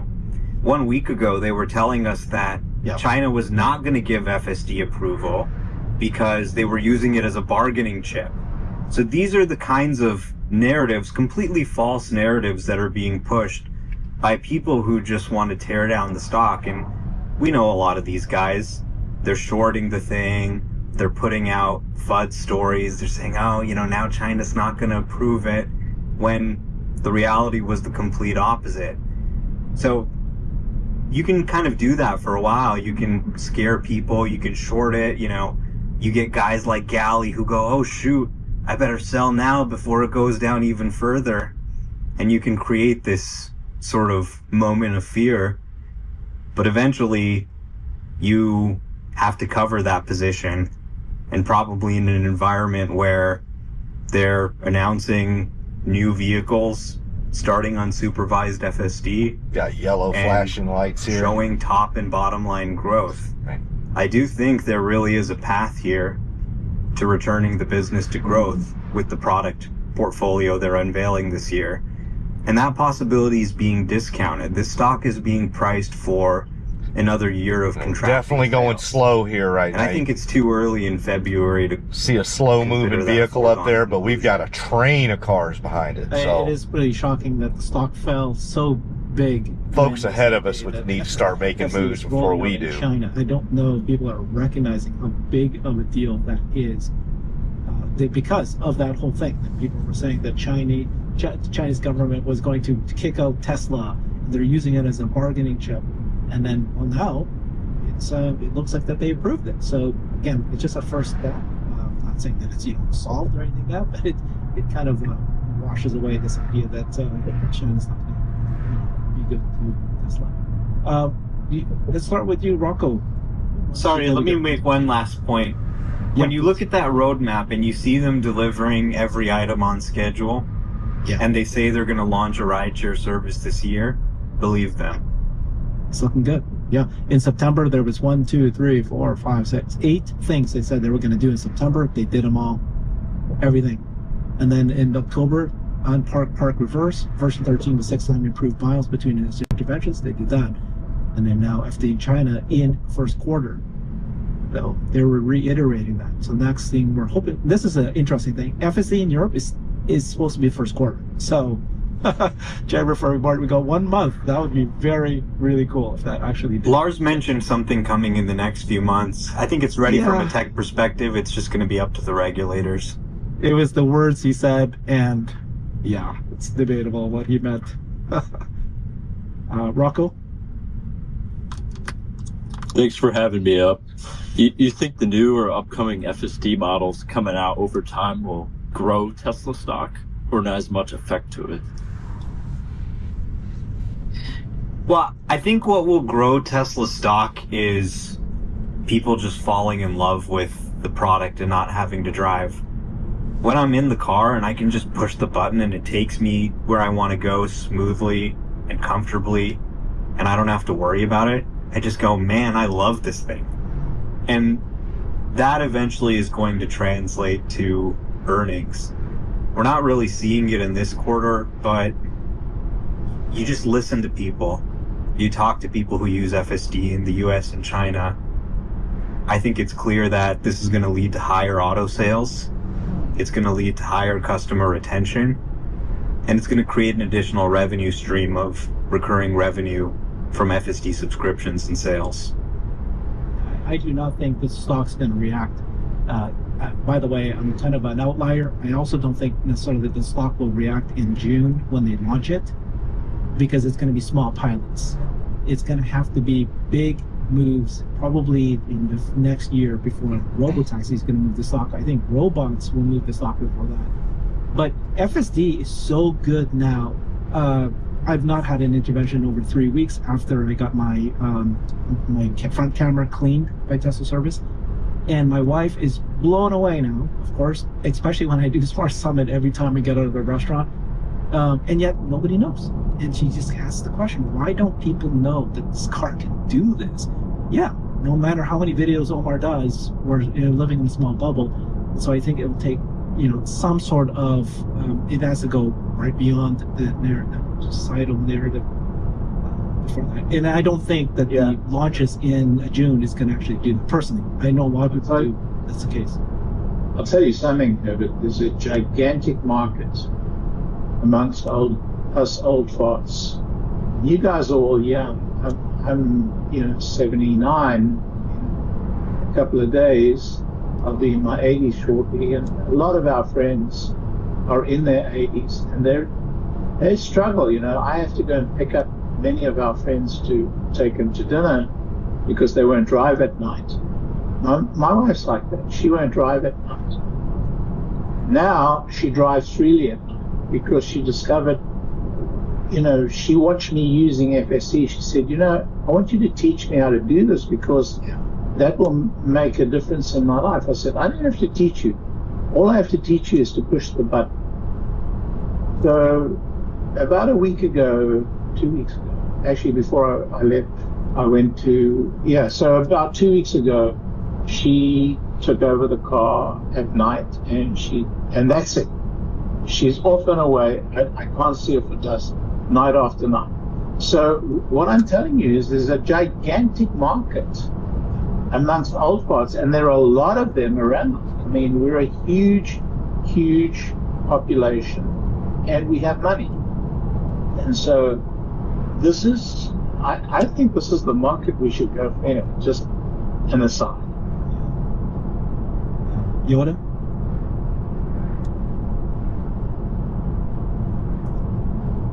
I was going to ask you. Yeah. Oh, Yoda, are you there? Go ahead. Yeah, I was just gonna say, what's quite interesting now with FSD in China is that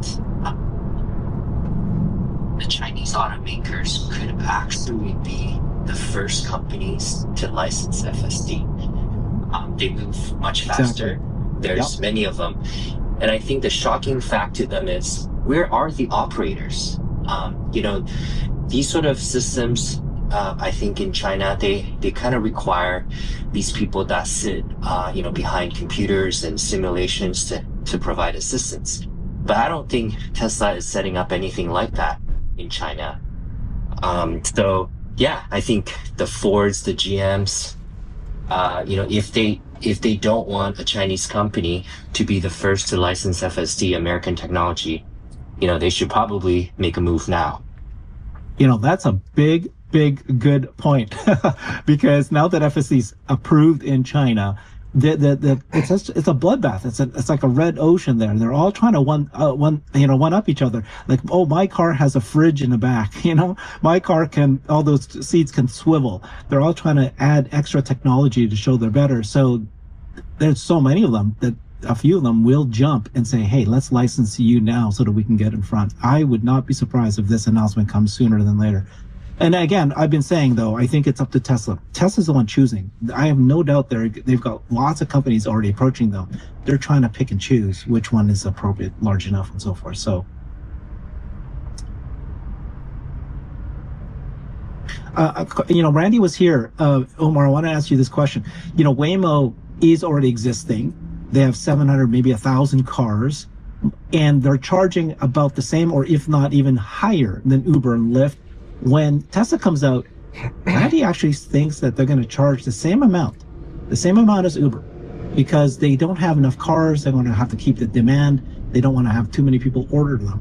And I'm like, no, they're not. They're going to charge lower than these guys. Maybe not charge. They're not going to do 25 cents or 50 cents a mile, but there'll certainly be, $1, $1.50, but it's going to be lower than $2. What's your take on that?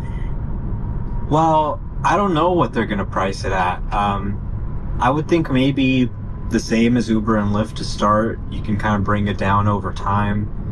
It is just going to be a better service. It's going to be a better drive. It's going to be a better car. You're going to have privacy. The market will probably still take up the service strongly, even at the same price as Uber and Lyft. Of course, if they want to make a splash, got yellow flashing lights, Uber and Lyft pricing, and then gather more customers. But maintain you may our speed. undermine your pricing long term if you're too aggressive. Omar, what's the price for the Waymo? In urban areas, Waymo can charge as much as $10 a mile. Whew. With a formula that incorporates Good both Lord. time and mileage. $10 a mile. My gosh. That's crazy. Okay. I'll ask one more question, then we can change the topic. Overly optimistic future? Hey, Omar, I just had a question about something that Lars talked about on the Ride the Lightning podcast. He said, they're going to be kind of implementing the inductive charging, wireless charging for the cybercabs, obviously, because it doesn't have an ACS port. But how do you think it made it sound like they can just adapt that with the current supercharging network? How do you think that all, is going to be planned out? Well, they're just simply going to put wireless charging pads at existing supercharger stations. So he said it won't be all of them, but the Cybercab will be able to go to a supercharger, drive over the pad, charge itself, and go. And other EVs are going to be supporting wireless charging. It's going to be all across the lineup. Really, wireless charging is the future of charging. What this is going to let you do in a Cybercab is, let's say I wanted to drive from Los Angeles to San Francisco. I could fall asleep in the car. The car could drive, pull off the highway, go to the supercharger, park over the charger, recharge, and get back on the road and take me to my destination without me ever having to wake up. I don't know what this car. So this is obviously something gas cars can't do. The right blinker on to try to get it's around. Something that you can do with electric. It's become an industry standard. They're going not like only Tesla, but other 40 EVs miles an hour will start getting wireless charging. But it's been a chicken and the egg problem. Nobody wants to put the wireless charging pad on the EVs and add extra cost because there's no wireless chargers to use, so it would be pointless. And nobody wants to build wireless chargers because there's no EVs that support it. Now with Tesla, they own the charging network and the cars. They're going to end this. They're going to make it a standard. And honestly, I think it'll be a big step forward for EV usability. This is really the future, wireless charging. When I heard that interview with Ride the Lightning and Lars Marvey, and talking about the wireless charging, what I heard him say was it's only going to be a handful at the beginning, and it's what Omar's saying, like the longer trips, which is surprising, right? It's not like just the shorter, like within the city, and what that to me means that in the city they probably have their own service centers, their own some sort of location that the cabs will go back to at nighttime and they'll charge there. But the superchargers Lars made it sound like it's going to be a handful only, and it'll be at these locations that are more from city to city. Yeah, I just had a little question on top of that.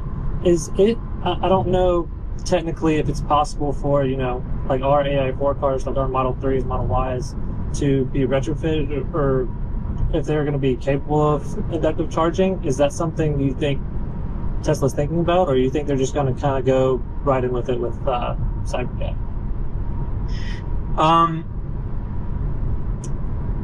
And a retrofit is theoretically possible, but it would be complicated enough that I'm going to guess they're not going to do it. Now, the Cybertruck supposedly does have a port to add in a wireless charging pad. It may be available for that.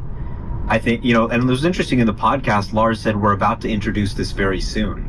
So I was like, oh, okay. So we may be seeing more of this in the coming months. If they made a wireless charger for sale for my Cybertruck or Model 3, I'd definitely buy it. But I think probably the Cybercab and maybe the new, more affordable models. They've talked about those new models sharing some of the underpinnings of the Cybercab. Maybe that would mean that you could also have wireless charging on that. I imagine that vehicle would need to have a charge port, but we could see them introduce wireless charging soon. It'll probably start with some of the newer vehicles where they're designing it from a clean sheet approach. My understanding from talking to engineers is to install a wireless charging pad, it has to get into the battery intake, which is kind of buried in the 3Y. So it's not that easy to get to. Eventually, of course, I think all the cars will be redesigned to have a wireless charging pad, but that's not necessarily going to happen overnight. Highly doubt that the more affordable vehicles will have wireless charging. This is specifically for robo-taxi design vehicles. It'll go on slow. So let's talk. The next topic here is this idea of what are these more affordable vehicles. Joe Techmeyer yet again showed another video basically saying that there's many Cybercabs being seen now around Giga Texas, driving around being tested. And of course, he showed yet another one where there's a steering wheel in the Cybercab. Omar then goes off in a tweet thread storm, and there's three potentials. Okay, right? The first potential is yes, they're going to take the Cybercar put a steering wheel on it, and create a driverable version of that and sell that to consumers. And that is the $30,000 car that everybody's talking about. One of these affordable vehicles. Another option could be that they're going to take the Model 3, Model Y, and create a stripped down version of those and bring it down to $30,000. And then the third option is that they're going to create two new vehicles, like really new vehicles. Like some people are saying, like Steve Mark Ryan, a sedan and an SUV. They're not a stripped down version of 3 and Y, and so forth. There's so much that I think we've learned, especially from the interview with Lars recently, about why they didn't include certain technologies into the new Model Y, because if it's not part of the supply chain. And that made us realize now that if these new vehicles are actually meant to be in vast numbers, it's not like, they're not going to, you can go either way. Done with that, son. Woo. I've got lots to say on this, but let's get started with you, Omar. I know you dug deep on this, and then if anybody else in the panel wants to ask some questions or contribute to that as well. Yeah, so Tesla's mentioned their product page for the last 3 quarters. They have new, more affordable models that are going to start production in the first half of 2025. Well, here we are. It's March 2025. We're 2 months into the first quarter, more than halfway through. And where are these new, more affordable vehicles? It's kind of funny. I've never seen anything like this. It's almost like people don't believe Tesla when they say there's going to be more affordable vehicles, even though they've been talking about this since really Investor Day in 2023. But there's a lot of doubt, skepticism. I think Tony Sacconaghi asking on the call if it was going to be an entirely new model or just some sort of Model 3, Model Y, kicked off a lot of doubt about this as well. But the big question is, where is it? If there's really a new vehicle, where is it? How have we not seen it yet? We usually see spy shots or something. So what's going on here? Maybe it is something that looks like a Model Y or Model 3. I don't think so personally, especially based on some of Lars' recent comments. It sounds like it's not going to be just a Model Y. So one explanation, and the Cybercab with the steering wheel, you can't draw any conclusions from it. They could just be testing the vehicle, the suspension, the autopilot. That doesn't necessarily mean that's something they're going to ship. But I think one explanation is, well, what if they had a compact car that looked a lot like the Cybercab on the exterior? You'd probably have to change some things. You'd maybe want a charge port. You'd maybe want a little bit more range for a consumer car. You'd probably want to have doors that open in a more normal way rather than the doors that open up in the Cybercab. Maybe 2 rows of seats instead of just 2 seats. But maybe it would make sense to do something like that, have essentially a manually driven version. It wouldn't be a Cybercab, they'd call it something else. But we know it's been sharing a lot of the same underpinnings. Maybe it looks similar on the exterior as well. And this is kind of speculation on my part, but that's one answer to the question of where are they? If it did look a lot like the Cybercab or was structurally similar, they could be testing it in plain sight. And people would just say, oh yeah, that's the Cybercab. We saw it on 1010. But who really knows? In any case, I think we're going to find out pretty soon because we're getting deep into the first half of 2025 here. I've got a theory. Okay, so number one, my personal opinion, right, is that the Cybercab, so the last potential option, I think, is 2 new, absolutely new vehicles, like an SUV in a totally new shape.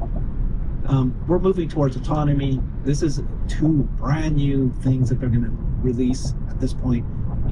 And like you say, we should have seen it by now. So that's really, to me, the last potential option. The second to last would be taking the Cybercab and turning it into a drivable car. The Cybercab is purposely designed for autonomy.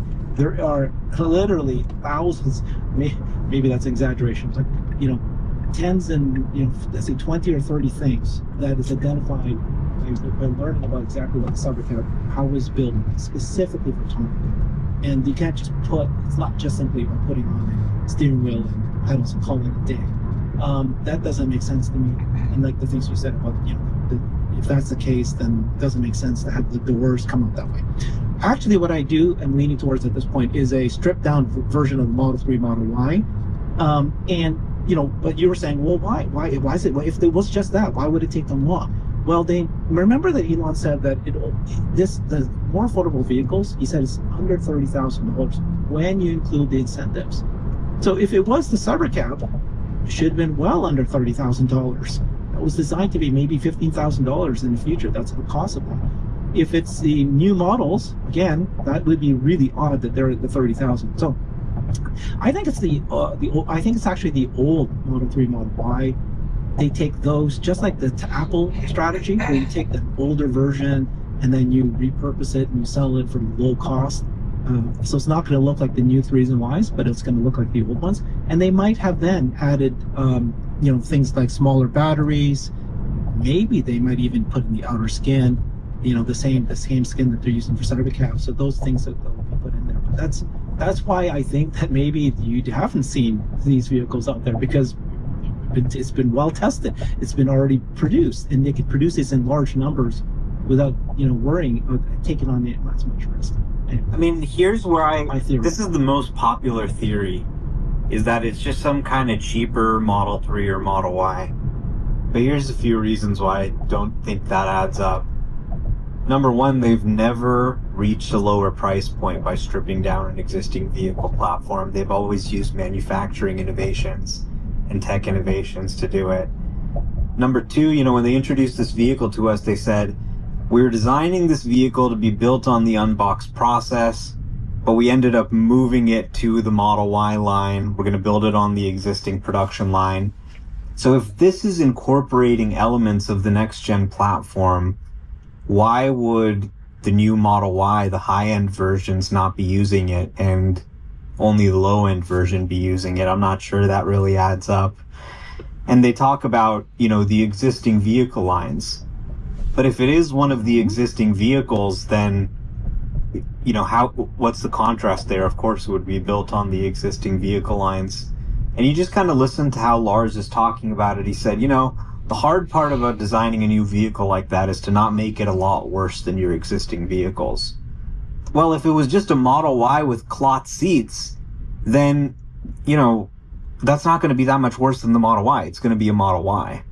But, you know, if you have something that's cheaper, but then it's as good as the higher end versions, then, you know, why would anyone buy the higher end versions? So his comments really make it sound like this is a new vehicle. Oh, it's new going car to be wash made over on the there. same line as the Model Y, but it's actually something that was based on the next gen platform and originally supposed to be built on the unboxed process, but they decided to build it on the Model Y line to get it into production sooner. This could also help them ramp up a lot of the supply chain around the Cybercab before that goes into volume production next year, and that explains how they are saying volume production 2026. If, for example, the drivetrain, the batteries, a lot of the components, the 48-volt architecture were spooled up through a more affordable vehicle this year, then, you know, it would be ready to go. The suppliers would be up and running for next year. So I think really this is a major wild card that Wall Street isn't talking about. Nobody believes this is real or is really happening. Everyone believes it's just some lame, cheaper Model Y or something like that.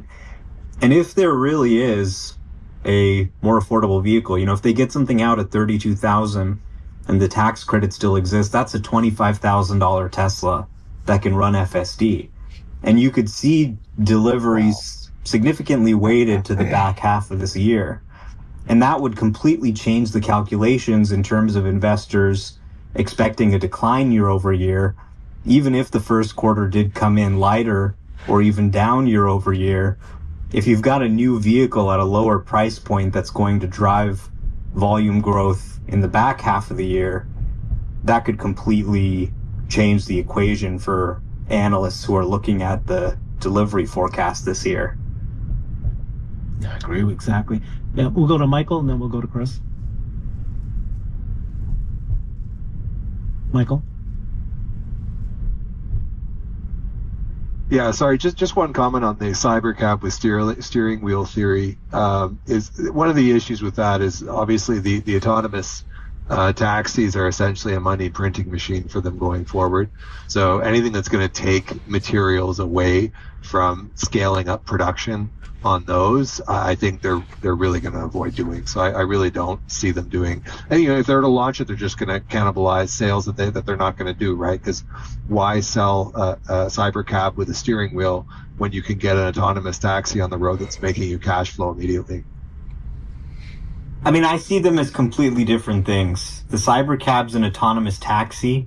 This is something for Europe and China, for people who just want a cheap, small electric car that also runs FSD.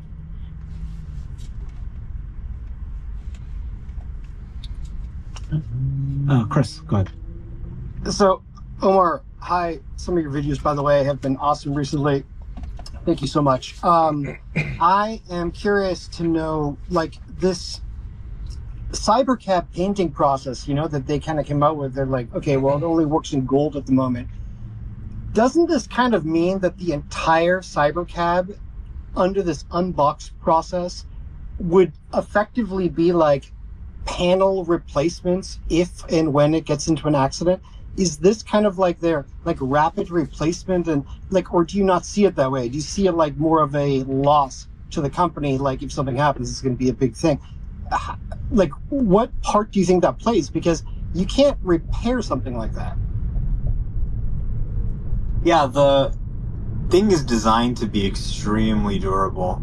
It's designed to be out there in the real world, and it's designed to be cheap to replace the bumpers or body panels if you need to do that.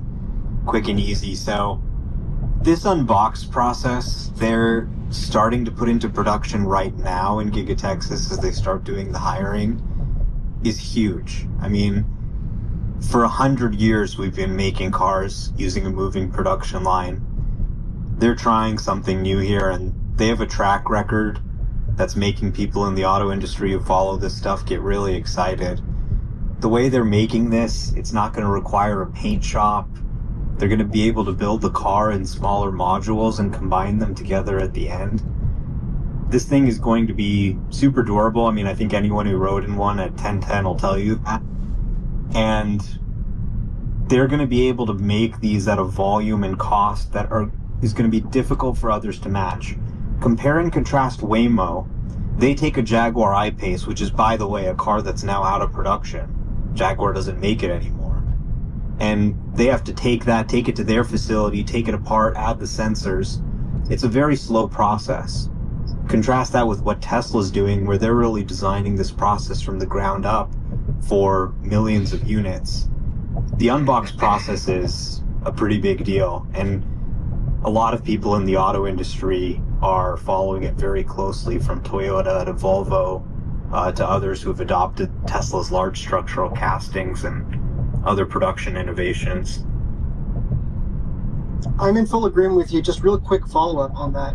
First, do you think that this unboxed process that they're kind of deploying here most likely also involves, like, if something goes wrong, that there's an easy kind of plug and play type of replacement process? And my second question is just, why do you believe that the Model Y production line was the one that was kind of targeted for this? Is it because of the location and the resources that you think that they're aligning with the 3 line?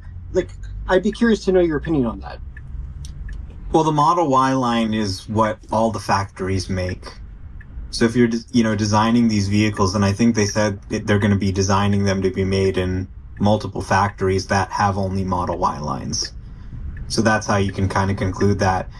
This whole thing is designed to be extremely durable and low cost in the real world. So the material is really strong. It's not going to be bend or get damaged or have to be, repainted or anything like that. And if it does get destroyed in some way, for example, if there's a crash, everything's designed to just pop right off. They can put another one on and get it back on the road. Nice move. So they're really looking at how these things are going to fare in the real world after being out on the streets for years, and designing something that is not only cheap to buy, but is going to be cheap to maintain. Even if, let's say, it gets rear-ended by another car. It's going to be cheap, it's going to be simple, it's going to be quick. Especially once they get to $15,000 per vehicle. Jesus. Forget the repair. Just replace the vehicle. You know? Obviously, that's not what they're going to do, but, you know, that's one reason. Not overly optimistic. Yeah, I would agree with Omar on the new vehicles. Based on what Lars said, you know, we know that they're going to be using some parts from the Cybercab, like probably the plastics, and probably the interior might look similar, stuff like that. And then I would imagine if it's going to be built on the Y line, like they said, then they're going to be using gigacastings. So we might see kind of like maybe we see like a refreshed Model Y front with a light bar, you know, gigacastings. I'm kind of expecting a 2-door and a 4-door because the only 2-door Tesla's ever made was the Roadster. So that'd be kind of cool to see a 2-door, smaller vehicle. But I'm kind of expecting like a 2-door kind of hatchback, maybe a 4-door kind of hatchback with like gigacastings, and then maybe a little bit less range, maybe like 250-mile version or something like that. Okay. I mean, I know, Omar, you already defended yourself, but why have we not seen this? If it's brand new, do we need to see them? We need to see them for, you know, weather testing. We need to see them for FSD testing. We're getting close to June, March, April, May, June. They need to come out next month. Otherwise, it's going to be, you know, the existing Cybercab or the existing Model 3, Model Y form factors. That's just one reason. I mean, you know, so the first assumption there is that anything that Tesla puts out onto the road, we'll see. The world's a pretty big place. You know, they could have these vehicles somewhere, who knows? We'll find out pretty soon what they've got, but I think they have a huge incentive in not Osborning themselves. These things are going to be materially cheaper than their existing vehicles. It's going to be another sort of Model S to Model 3 step, in a way, in terms of the cost. I mean, the cost target on this platform is less than $20,000. So they have an interest in keeping it quiet. It's very unusual. You know, so Tesla, we're used to them announcing a vehicle, unveiling it, and then waiting, you know, 3-4 years in some cases, at least, you know, 2 to 4 years for that vehicle to actually start production. So they've never unveiled a vehicle that way, and I think this is why there's so much confusion. But they want to keep it a secret, and I think it's going to have the heart and soul of a Tesla. You really will be able to get a Tesla for a lower price that has everything you want without sort of skimping. It's still going to be fast. It's still going to have good range. It's going to have supercharging. It's going to have full self-driving. But the entry price is now going to be substantially lower. Yoda? Yeah, I think part of it is that, you know, they've hit this year where right now they need to get through ramping up Model Y production in all the plants. And so for, you know, just I think from a resource standpoint, all right, turning into my they're neighborhood. probably not in position to really talk about or promote. They want to get the Model Y, the word on Model Y out there first. Make sure that the order books are looking good, and then from that point on, I'm sure we'll hear very shortly. My expectation is around you know, maybe April or May. We should start to see maybe an unveiling event for the new product. Michael? Let's see what it wants to do here. Is it going to try to back in? I just wanted to add that as a consumer, I'm really excited to see what the new model is. But as an investor, I don't know that it matters. You know, I think what's important is I trust Tesla that they're going to make the right decision. And the big thing is that I'm excited about as an investor is they're going to expand their total addressable You got to market get over that hump. There you go. Come on, let's keep going. Vehicle lineup. No, that's a fair. Look at this. It doesn't matter. Just a new market, brand new market, and supposedly bigger market. Tesla seems to always have been hitting out of the park. They might Awesome. but so far everything. Great they've job. been this huge success. First time ever. They seem to know what they're Reverse doing. parked into my driveway.